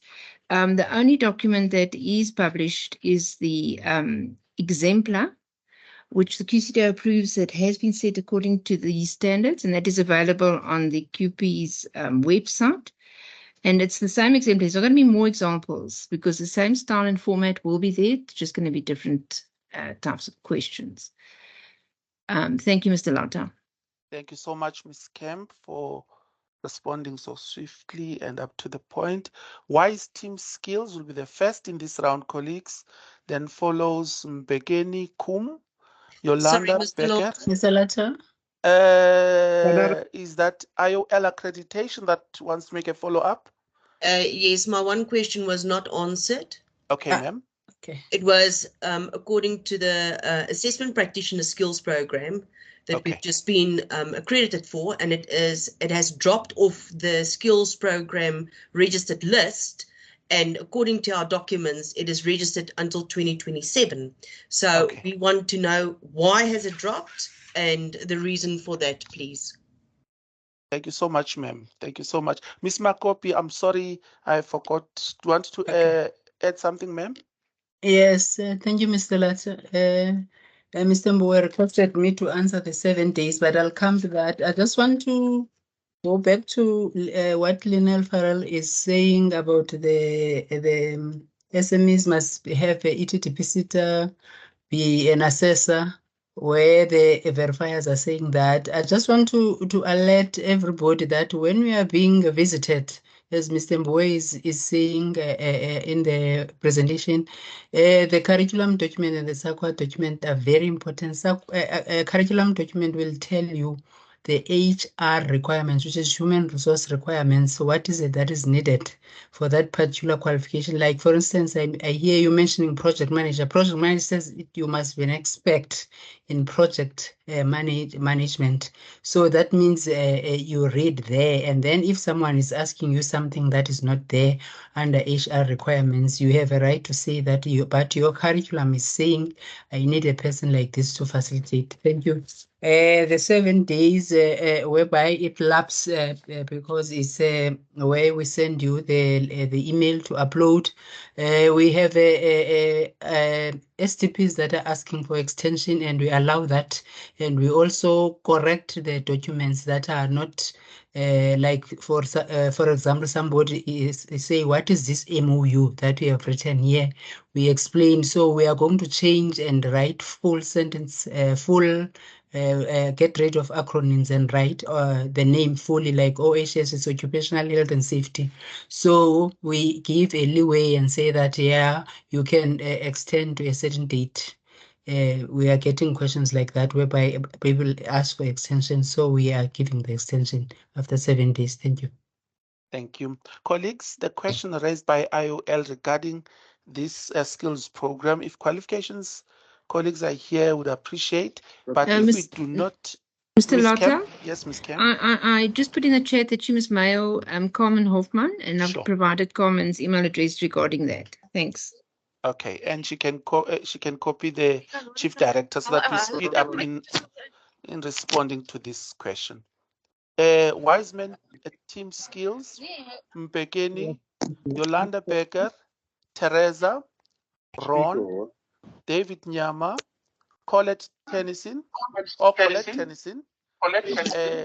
Kivo, Step Up, and Younger Ngumbe. In that order, colleagues. Wise teams, start. Speaker, device. I think I've already covered while listening to other people's questions. Thank you so much. Thank you. That's great. Thank you so much, ma'am. Appreciate it. Mbekeni. Good afternoon, colleagues from community colleges, Gauteng. So my question is one. So because now we are going to do these programs, so I'm concerned.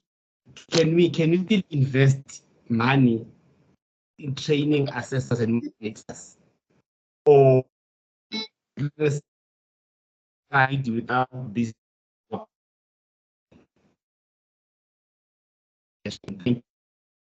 Thank you, Mr. Kum. Thank you, colleagues. If your question was raised, please just remove the hand.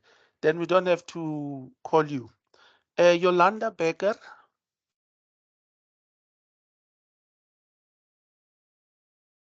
I'm counting to 3, colleagues. Yes, Yolanda.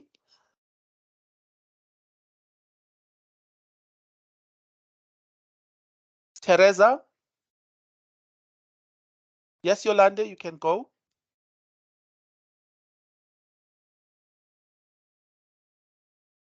We can't hear you, Miss Becker.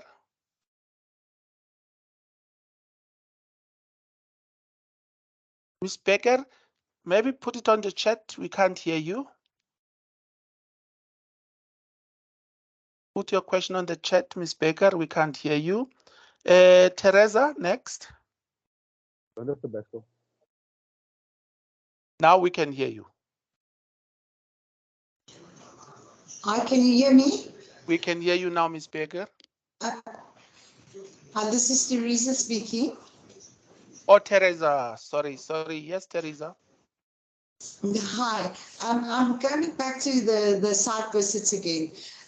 My question was semi-answered because we are in the mining industry and the mines don't send their students to us. We have got the classrooms and everything, the training facilities. But when the practicals takes place, we have to go to their sites. Will you accept that if there is a SLA in place when you come and do audits? Thank you so much, Teresa. Ron?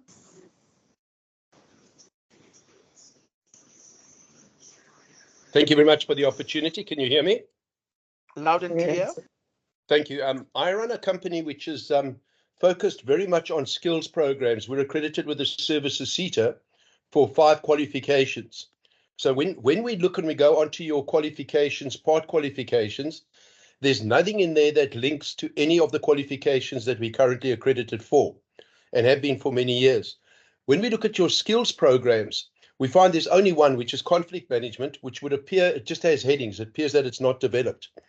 At the beginning of your session, you mentioned one of the big concerns is that we have a severe dearth in the country with regard to things like leadership skills, emotional intelligence, problem solving, root cause analysis, conflict management, etc. And there's hosts of those. So we run about 45 of those programs, but they're not aligned to a specific occupational track. It's across all occupations. Whether you're in banking, whether you're in mining or engineering, you need leadership skills and you need emotional intelligence. So when we've tried to find out what's happening on your site, we find nothing that we can join you for. We can't even send an application through because it doesn't exist. When we spoke to our Seta, I'm getting a meeting in a month's time. She says, "Don't worry, it's all going to be okay."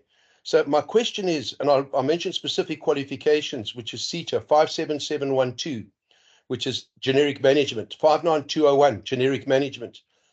Employment equity, we train employment equity, and we do that under 939993, but we can't find that anywhere on the site. What's going to happen to trainers that are training a legal requirement, a compliance issue on employment equity? When we train skills development for employment equity committees, do we now have to actually become skill development the whole qualification? Or is there a way that that kind of service is still going to be able to be rendered in the marketplace. So that's my first question. And linked to that question is, you mentioned earlier that the SETAs are busy developing programs. I'm hoping, and I'd love to know, are they developing these 59201, 5712, 61595, 93993, 58063?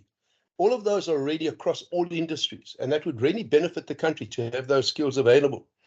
This, related to that question is, if the SETAs are developing them and they don't have them ready by deregistration next year, June, does that mean we will not be able to practice, or are those going to be carried over? And then one separate question unrelated to that is, it was mentioned earlier that if you are training at a venue which is not your own site, you would have to get permission a month in advance. All of our training, we have facilitators around the country, and we have our head office in one province. So we do our training in-house at customers, at our clients, or otherwise we use conference centers or Zoom. Is that going to be a problem in terms of always requesting permission every time we want to train? Thank you. Thank you, Ron. Mr. Nyama, David Nyama.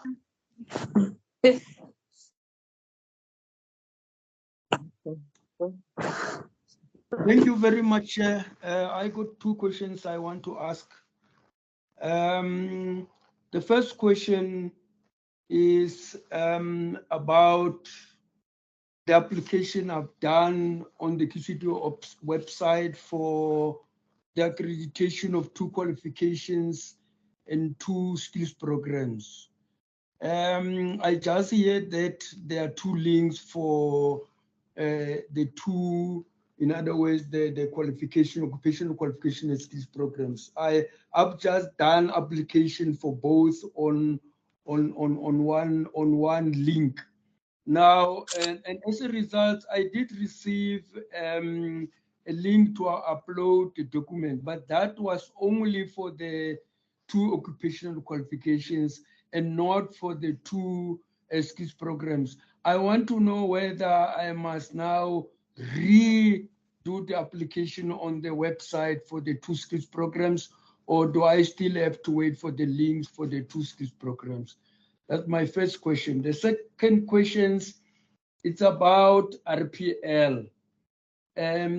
Is the SDP that is accredited to provide occupational qualifications allowed to conduct formal RPL process, which is aligned with the toolkit provided by NEM that actually involved the process of assessors and moderators, of which after the process, the toolkit need to be submitted for ASA if the SDP is not accredited as assessment center.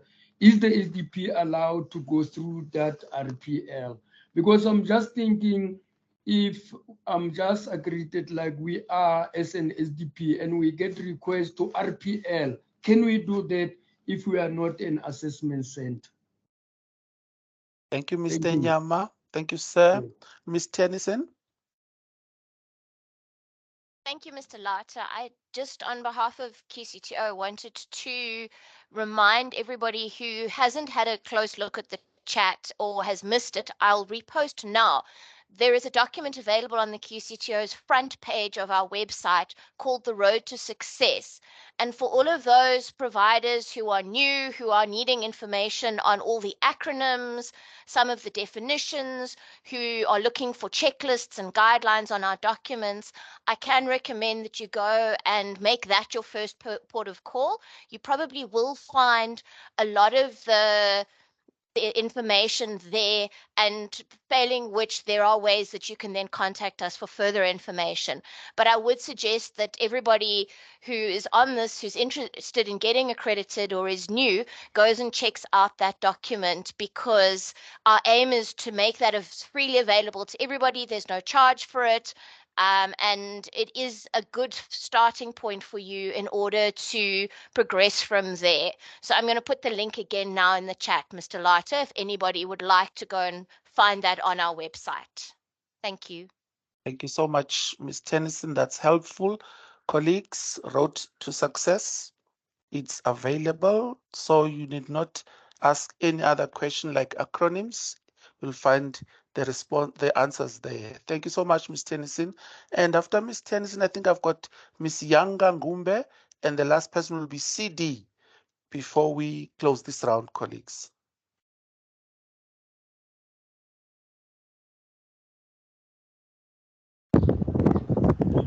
Good day, everyone. Good day, ma'am. Thank you, Mr. Latta. In the beginning, Mr. Emmanuel mentioned that SDPs are allowed to design their own material. For example, for the retail supervisor qualification, we are already accredited with that with WNR Seta. So is it possible for us to change the existing material that we have to align it to the 3 components that are required by the QCTO, of course, guided by the curriculum document? Thank you. Thank you. Thank you. Short and sweet. And the last for this round, CD.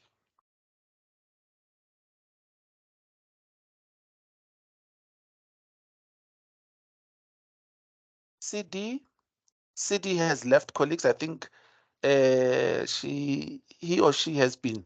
Hi, can you hear me? Is that CD? Yes, yes, it is. Over to you, ma'am. Over to you. Thank you. I've got 2 short questions. So the first is, where QCTO learnerships do not have a minimum of 120 credits, will this affect the SARS tax incentive? I'm not sure if you as a QCTO team know. The second question is, how do we find our current qualifications on the QCTO framework, since the modules or outcomes are scattered now across different qualifications? For example, the wholesale and retail operations learnership at NQF2. Thank you. Thank you so much, colleagues. I've just been reminded that the meeting ought to have ended at 2 o'clock. So I will be directed by you as the audience. I don't want to close colleagues where colleagues want to ask questions, but I would urge you maybe to throw your questions on the chat. Their questions will be responded to. Ms. Diane, then Mr. Mbue, and then Mr. Taha to respond, whilst we are reminiscing on how to go about, because we are all over the time. Ma'am, over to you. Yes, Mr. Latta, yes, unfortunately, I will have to leave due to another meeting. But with regards to the RPL question as to whether an STP can do it, I would highly recommend that the QCTO's RPL policy is consulted. RPL is not something that an SDP can just do and get a certificate. You can RPL learners, but then it results in a statement of results. Remember that for all learners, whether you are going via the RPL route or via training, they all need a valid statement of results. In other words, you can prove that they comply with the assessment criteria for all modules. And then with that statement of results, they can then sit with the ISA, or they can go and go and do the trade test. But the trade test centers are all registered RPL centers. So I'm not quite sure if I've covered the previous speaker's question. Thank you. Thank you. Mr. Mbue? Okay, Mr. Mbue, apologize. I've just joined the other meeting. Okay. Let's respond on the question of one colleague asked, you've got qualification. How do you go about now the skills program? So I just want to make this example. If you've got a full qualification, like for the hairdresser have got a skills program. So what you need to do, you need to apply on the link of the skills program, because you are audited on that. So when we send you the link, you are not going to do the site visit. You are only going to put in your accreditation letter as a proof that you've got you are accredited now with the hairdresser, and also the application form. Those are only the 2 things that you are going to submit. So it's really very important for you to apply on the link for the skills program. So there was also a question on the issue of the learning material. Yes, we've got a curriculum document, as QCTO have set up the standards. So when you do the learning material, you need to make sure that you adhere to the curriculum document. There was also a question on the skills programs. Please inbox me for me to make a follow-up why you are still not having the link for you to upload those skills programs that you've applied for. Thank you, Chair. Thank you, colleagues. Ms. Makopi? Thank you, Mr. Latta. There's a question that says that they have a site, they have no site in the mine.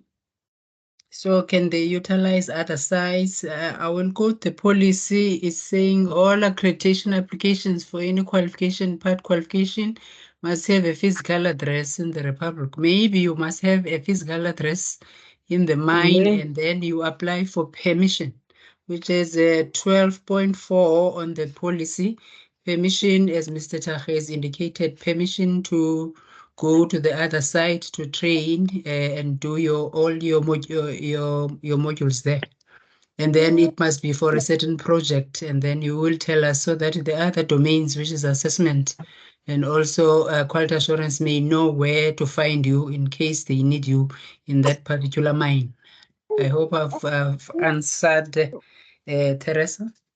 And also the other gentleman that was asking for the site, the permission is like, please go to your policy. The policy is stating that we need a physical address in case we send summons. But it gives you anyway that you can have a special whereby you apply for a special project that you are doing in another site, but you must ask for a permission letter. I hope I've covered that one. Which one is the other question that is not covered by Mr. Taha? Colleagues, I request now for this round, because it's critical, please write the responses so that we respond than maybe asking colleagues which questions are outstanding. Colleagues, may I request that we take the coming 30 minutes to conclude our meeting. It's 2:15 by 2:45. So that maybe the last 15 minutes up to 3 o'clock, we can have concluding remarks from Mr. Mbuwe, who is the chief in accreditation. Colleagues, if your questions are said, please don't repeat them. Just said they've been said, or move out, reduce your hand. The other thing is, if you could be up to the point. Questions, let's not go for comments now, but for questions. I'm going to start with e-skills. Pempete, Danny Berger, Verona Netley, Bella, Khotso Monaise, Gerald Griffiths, Yasmina Latif, Mpume Mhlongo. Colleagues, some of our colleagues are just repeating. I think maybe they're not responded to, but I'm going to allow that, colleagues. Can you shoot e-skills? Sorry, can I just ask a question? I did pose 2 questions relating to skills programs through the services Seta, and I don't believe I've heard an answer to that. Yeah. It's POP training, Ron from POP training. That's correct. That's correct. Colleagues, could you also have a response on, I think that's Ron, am I correct? That's correct, yes. That's correct. I remember you well, Ron. Please, Ron, just to help us, repeat those questions about services Seta. Okay, so we're only accredited with services Seta, and our focus for the last 15 years has been particularly on skills programs across all organizations. So things we do leadership, we do labor law, and then we do all those soft skills you spoke of, like communication, active listening, emotional intelligence, conflict management. When we look on your site, obviously those, we don't find those under qualifications. There might be 1 or 2 here and there, but for us to get registered for a full qualification in order to run that would be crazy. When we look at the skills programs, the only skills program we find on the list is conflict management, which has 8 credits, a 10-day program. But there's no learning, there's no indication other than just heading. So it doesn't look like it's developed. So I asked the question around 5 specific, I think they're great qualifications that exist already addressing those critical skills you spoke about, in terms of the soft, the social skills, etc. And I mentioned them: 59201, which is generic management, 57712, which is level 4 generic manager, 61595, which covers, for example, employment equity. I can't find it anywhere else. employment equity is a requirement by law. It's a compliance issue. So how does one, we run employment equity and we run all the managing discipline programs at different levels, which we pull out of 93993, which we accredited for the full qualification. And then also 58063. I know it's labor recruitment services, but it's got excellent training material for across industries on those soft skills you spoke of. So the question is, are the SETAs currently getting those accredited with you, or are those just going to fall away? Because I think it's going to leave a massive hole. Yeah. And then related to that question is, if they are developing it and they haven't got it ready within the next within the period by next year, June, then what happens to us in terms of being able to offer that, or they're going to get an extension? And then I had one separate question, which is, we train everything around conference centers and in-house. We don't run training on our own site. We have our offices, so we have a domicile that we can give you. But when we are training, and we train regularly, we train throughout the year, always off-site at their venues or at a conference center near where they are, otherwise on Zoom. Are we going to have to now get permission for every single time we use a conference center? Okay, so those were the two questions. Yeah. Thank you so much, Ron. Ron, I also suggest that what you have just said to us, if you could put it on the chat, because we need to look at those unit standards or those qualifications, Super. And then we can respond accordingly to your questions. Regarding, conference centers, accreditation, and so on, unfortunately, we were dealt badly in the past. So if you've got to do your training in ICC Durban, and it is 3 months to go, would appreciate if you write us a letter and we provide permission. We know that you will be accredited for your site because there's a physical address, but for those other sites, we need to ensure that we are aware, we can go and monitor, we can go and check whether they comply with the accreditation that you've been offered. But colleagues, I wasn't responding. Colleagues from accreditation will respond. But let's start with e-skills. Over to you. Okay, thank you very much. I'm sorry for taking you back. I had a network issue, so no problem. My questions are right. The first one is this program in place now? Is it implemented as you speak now? Then the second one, right? If it is, are moderators and assessors roles being nullified, if ever they are, for is there a grace period, or is there anything that or any role that they are going to assume there? And then the last one is on a lot of people had a challenge with poor response from the governing bodies. So I want to know if you also looked into that, the response, the time of response, especially in writing letters to get authority.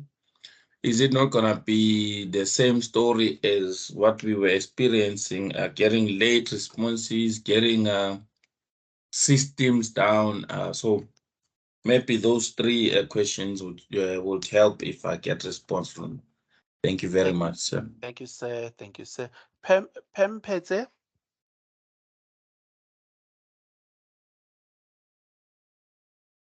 I'm going to count to 3, colleagues. Yes, Pem Peze. Yes. Can you hear me? I can hear you. Oh, okay. I just wanted to check. I'm just going back. Sorry about that, but I wanted to be sure.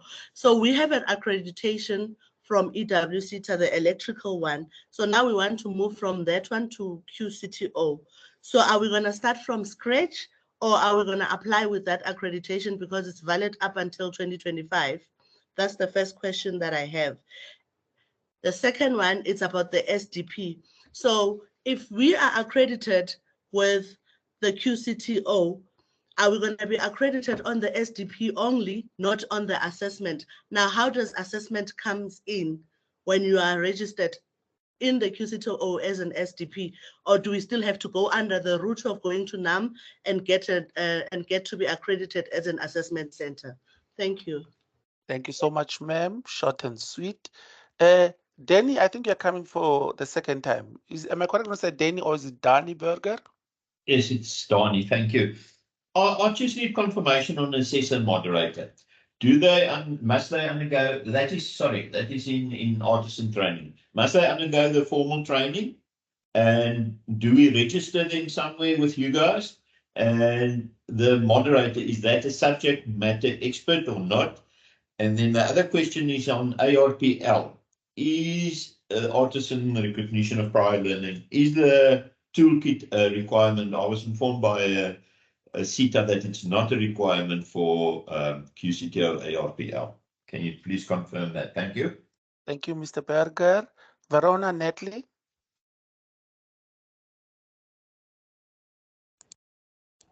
Good afternoon, colleagues. Can you hear me? Yes, we can. Okay, I just have two questions. The first one being, previously with the CETAs, we were not allowed to accredit more than one training provider at a site. So for example, if a training provider, you've got two training providers at one site, maybe in an industrial or a business park, we weren't allowed to accredit two training providers at one site. So I want to know if it's still the same or would it be different with QCTO? The second question that I have is I was told also by the CETA that QCTO no longer allows external consultants to assist SDPs. So I wanted to know if that is the case. And the third one is just a comment with regards to Ron's statement of the genetic management. I would also like to know, since there is no qualification or occupational qualification related to genetic management, 57712. So in the event that it's still not done or nothing's realigned by June 2024, will it be extended? Thank you. Thank you, Ms. Netley. Bella?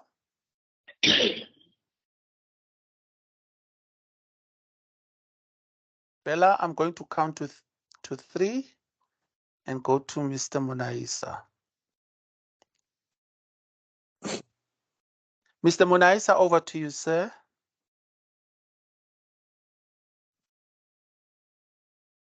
Thank you, Mr. Lata, and good day, colleagues. This is not a question, but merely a response to what Mem Hlongo raised earlier on. Understanding that some of the colleagues, especially if they are new in this space, it becomes cumbersome. Colleagues, I have posted in the chats, I am a former employee at the QCTO, so if you need assistance with some of the processes, I'm available to assist. My contact details are in the chats. My apologies for hijacking this process, Mr. Lata. Thank you. Thank you, Mr. Munaisa. You owe us for that. Yasmina Latif, Miss Yasmina Latif. Hi, can you hear me? Yes, we can. Hi, thanks. Just to repeat my question earlier because it wasn't answered. It's a very quick one. I just want to know, our application for accreditation has been declined due to the omission of the OHS audit report, which wasn't available during the site visit. We have now identified an alternative site. We are doing preparations for it, and we obviously now would like to reapply. But I need to know, what is the process for that? Is it an entirely new process that we have to follow? That's one question I have. And the second question now is that we've got two site visits coming up at the end of this month, which we will also be using our new site for. So do I just send an email through to the QCTO about the change of address? Because we haven't received information about who will be doing the site visits. So those are the two questions. The one is on reapplication and the other one is on change of address. Thank you. Thank you very much, Yasmina. Ms. Mpume Mhlongo.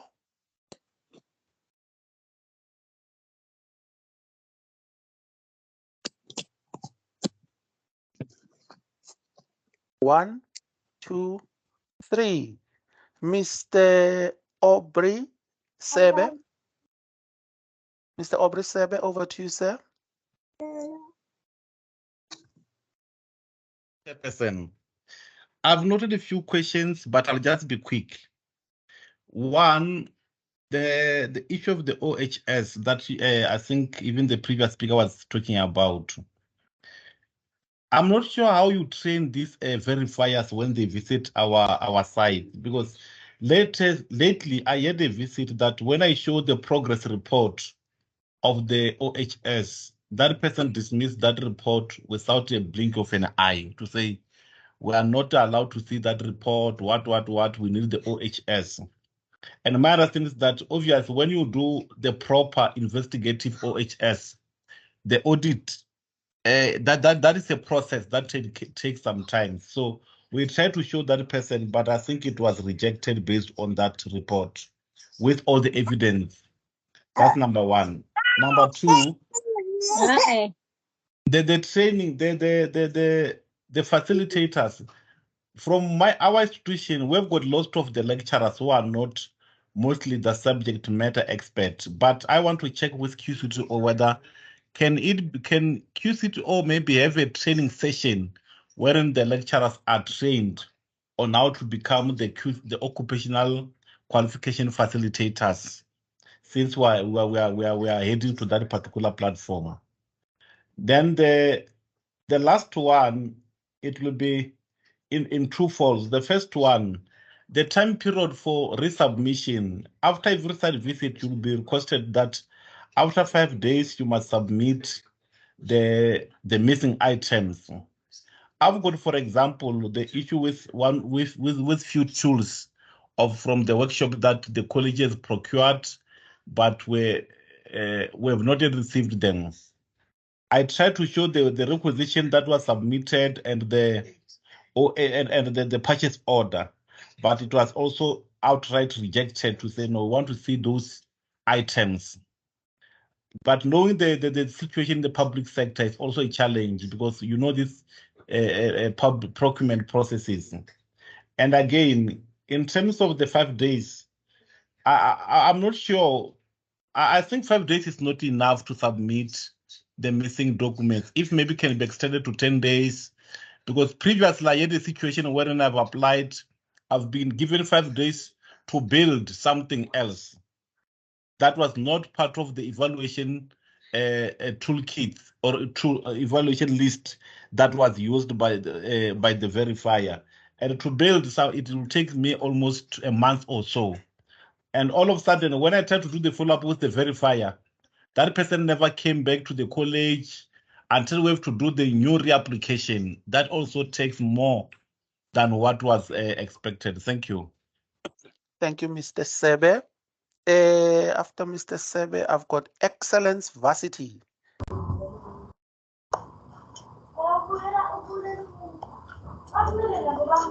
I'm going to count to 3. Excellence Varsity.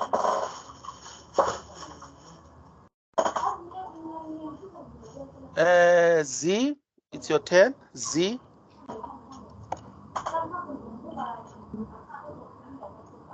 One, two, three. Annalise. Hello? Hi, yes. Can you hear me? Annalise, let's say Annalise, then we'll come back to Z. All right, Annalise, thanks for the opportunity. I just want to find out, we currently accredited with Seta and Teta.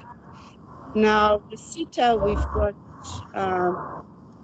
I think, some national certificates and a diploma, but only one of those are currently sitting with QCTO. And then on Teta, there is nothing sitting at QCTO. So that's a big problem for us. Again, like Ron also said, you know, if the time comes, we also been in business for the last 15 years. You know, if time comes and it's still not with QCTO, what happens to our business? And then the second part of my question, the OSH Act is not aligned, you know, necessarily to what the other acts are saying regarding training. And that poses a big problem with our clientele. Because, you know, in construction, for example, you know that every time they're on a project, they must employ local. So, you know, they have to train a scaffolder, or they have to train that specific group of people on working at heights, currently single unit standards. Now, none of those businesses are going to pay a hard qualification or a qualification for that matter, if, the staff turnaround is so quick, make the investment. So how will that impact our business going forward? And what if the public or the businesses out there does not, they're not interested in training according to what the QCTO is demanding or government is demanding? And, how will that be rectified? Because the ASHEC does not state you have to have a qualification to be a first aider. It doesn't state that you have to have a qualification for a firefighter, a SHEREP risk incident, a forklift operator, a scaffolder, a working at heights person. How does that all tie together? Because the ASHEC is regulating the Health and Safety Act in this country. So I don't know how to answer this to my clients. Thank you so much, Annalise. Z, over to you. Good afternoon. Am I audible? Can you hear me? Yes, you are. We can hear you. Okay, thank you. I just want to find out, our accreditation with one of the SETAs expires in 2025. I just wanted to find out, do we continue to train learners till 2025, or we need to stop on the 30th of June 2024? Thank you. Thank you so much, ma'am. I see Henrik and Miss Banks, you had an opportunity. Is it a follow-up or your questions were not answered? Mr. Roo? Yes, so now what I'm asking on this stage in time, we are now in a transitional stage where we move from the old national to the occupational qualifications. This will involve quite a lot of RPL that might take place. And our RPL consultants, must they be qualified with that old unit standard in terms to advise and consult on the RPL activities within the companies, or can anybody do it? Thank you, Mr. Roo. Ms. Banks? Sorry, mine is different. We applied for, we had a site visit with a QCT, conducted by Service Seta, for a qualification in June. I've just looked on the website, and we're there as an accredited SDP for the qualification, but we have not yet received our accreditation document. Thank you so much, Ms. Banks. Thank you. Ms. Nueba, Jennifer Nueba.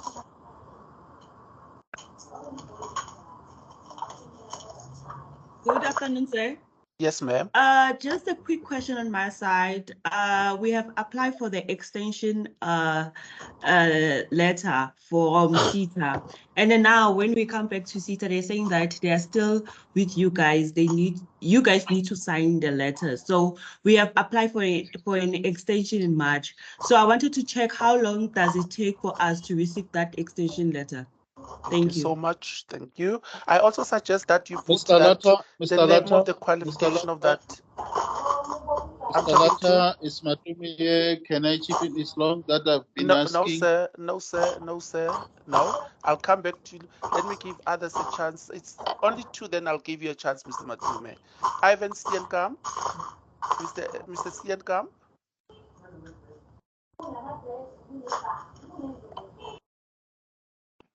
Thank you, Chair. I was struggling to unmute. Just a quick one. There was a gentleman earlier that mentioned the challenges with the OHS audit report. It seems like it's not standardized as to what is the requirements. Can I make a suggestion that the QCTO maybe look into it in guiding us as SDPs, so that when the site visits happen, we are somehow, somewhere standardize what the table of contents should be of that report, so that we don't have this to and fro. We're going to have one, and I might end up with the same situation that the verifier says he rejects it outrightly. Just as a suggestion. Thank you, Chair. Thank you, Mr. Steenkamp. TK.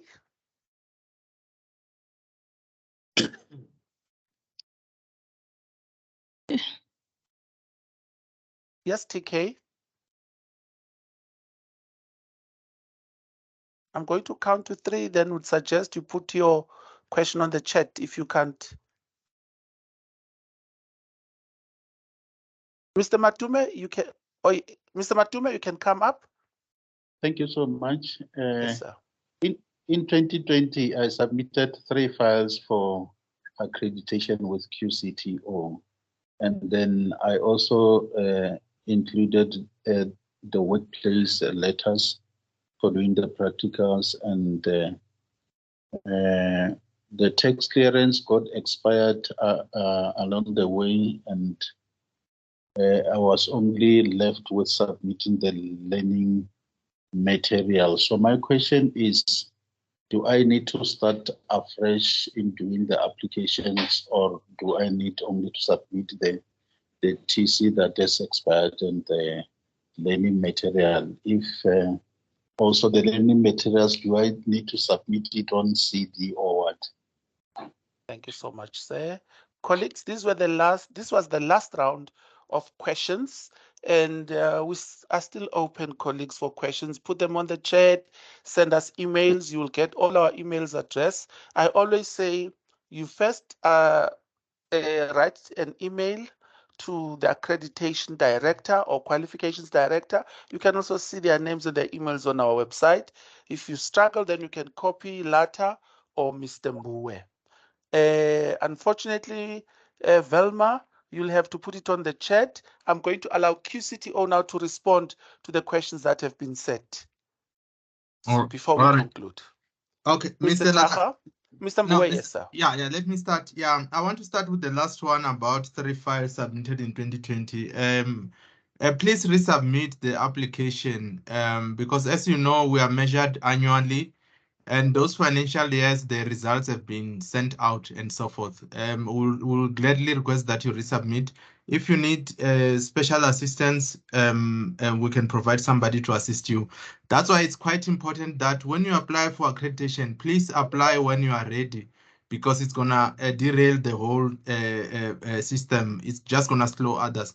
With regard to learning materials, I should have said this earlier when everybody was still here. Please, you do not need to submit your learning material to the QCTO or anybody who is there. However, when we come during the site visit, we expect a copy of the learning material to be there for us to go through there. What you need to submit as part of an application is that metrics, learning material metrics, to show that module 1, this is the material that I'm going to use. Module 2, this is the chapter that I'm going to use. Module 3, this is the video that I'm going to use, and so forth and so forth. That's what we want. We don't want your entire pack. And whenever somebody, if they request a copy of the learning materials, please notify us immediately, because that is not allowed at all. And then there was a OHS issue. The OHS, this is not our space, colleagues. We are just complying legally. The Department of Labor deals with this. They determine the templates, they train their own people. What needs to be done is that the report must be done by a competent person from the Department of Labor. This is something that you can do yourself. No, you cannot do yourself, because you are not, unless if you are trained and authorized by the department to do such. So that's one of the issues with regard to the OHS. And then training of lecturers, how to be OQ facilitators and so forth. That's a valid reason. I think we will need to make sessions similar to this, where we take an hour, 2 or 3, just notifying the colleagues. Mr. Taha is going to note it with Ms. Makopi and Mr. Pule there. They will maybe set up other sessions similar to this. It's important that we capacitate each other. It's going to be a capacitation session similar to this. No certificate issued afterwards, colleagues. And then with regard to the consultant not allowed by the QCTO. So our policies, we are very silent with regard to the consultant. We, however, prefer providers themselves to deal with these things. Why do we want them to deal with these things? They need to know the curriculum documents. They need to know all those documents. You can imagine a provider who gives somebody to say, do this for me. That person is very good on it, and then they do it for them, and they don't understand anything. They don't even know what to do next afterward. It becomes a big issue. And this system, it's so simple, colleagues. It's very, very, very simple. And QCTO colleagues are available to assist in that regard. But if people feel like they need assistance and so forth, it's between them and whoever is assisting them. Yeah. So accreditation of training providers at a site. This one, I think we'll raise it up, we'll discuss it internally because of so many queries. I think we're gonna have to put up a link to simplify the process under those other links to say change of sites. I think it's going to help, but we'll discuss with the team. Ms. Makopi, the accreditation director, and Mr. Taha will be they will discuss about that, and we'll see how we're going to do about it and how soon can we do it. Mr. Lada and colleagues, I think that's all I picked up at the moment. Thank you. Thank you. I see Mr. Pule's hand is up. Colleagues, Mr. Pule is one of our officials. Maybe he wants to respond to some of the questions. Over to you, Mr. Charles Pule.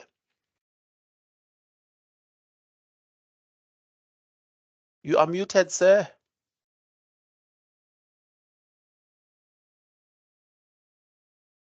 Mr. Pule, unmute yourself.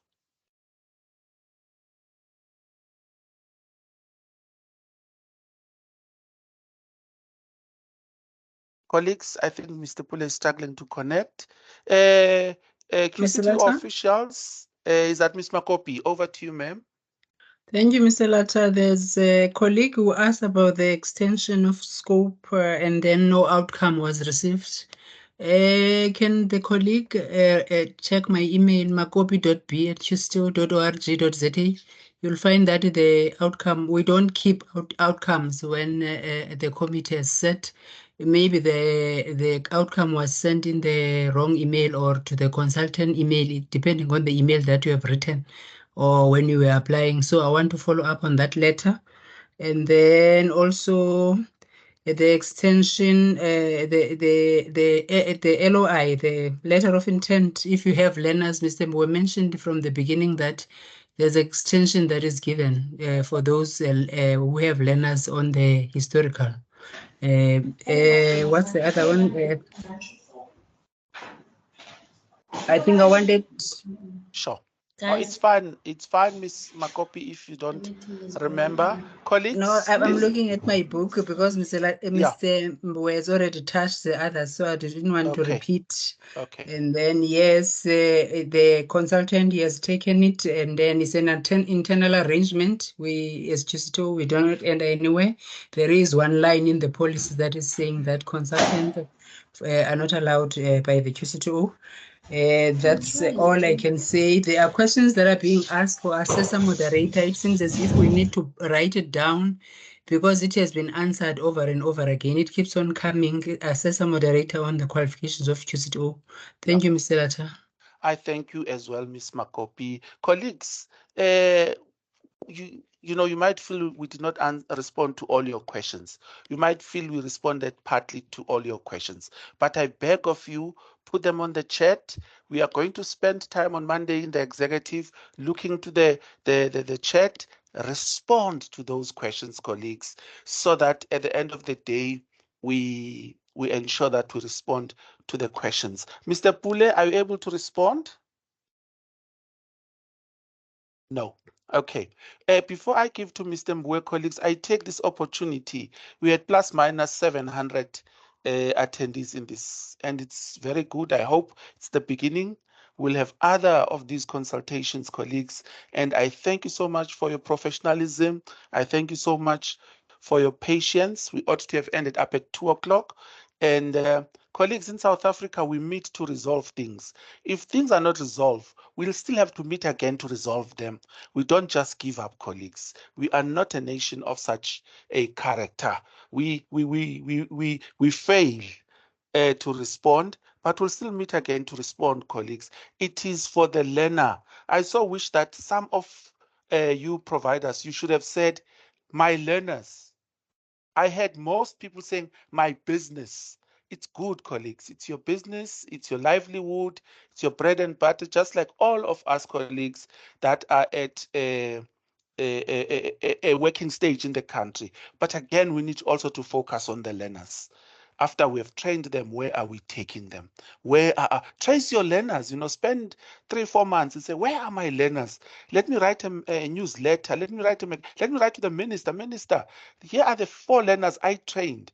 They didn't pay me so much, but today they are these in the community. They are these in the community, colleagues. Those are my last remarks, but concluding remarks, I need to ask Mr. Mbue as the chief of this unit to conclude and say totsins to all of us, colleagues. I wish you a lovely weekend as well when Mr. Mbue has concluded. Over to you, Mr. Mbue.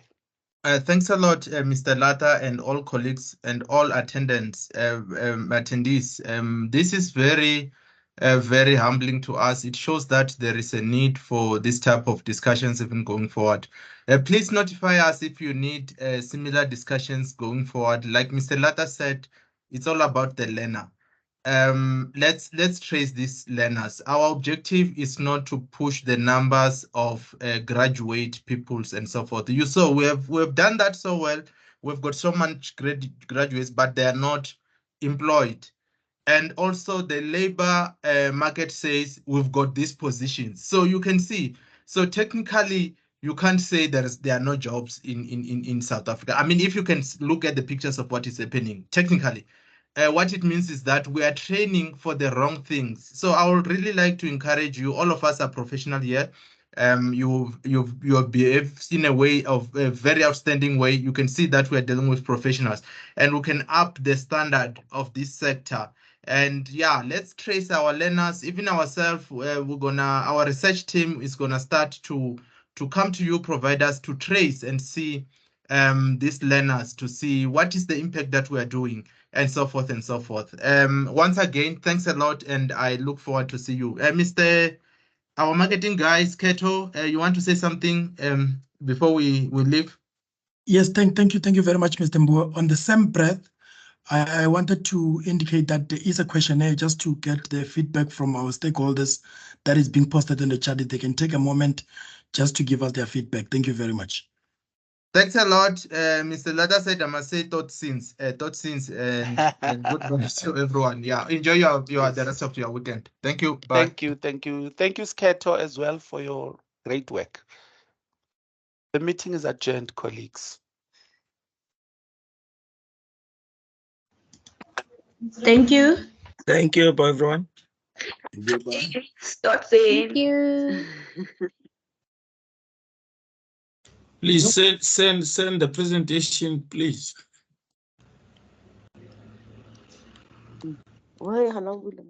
Thank you.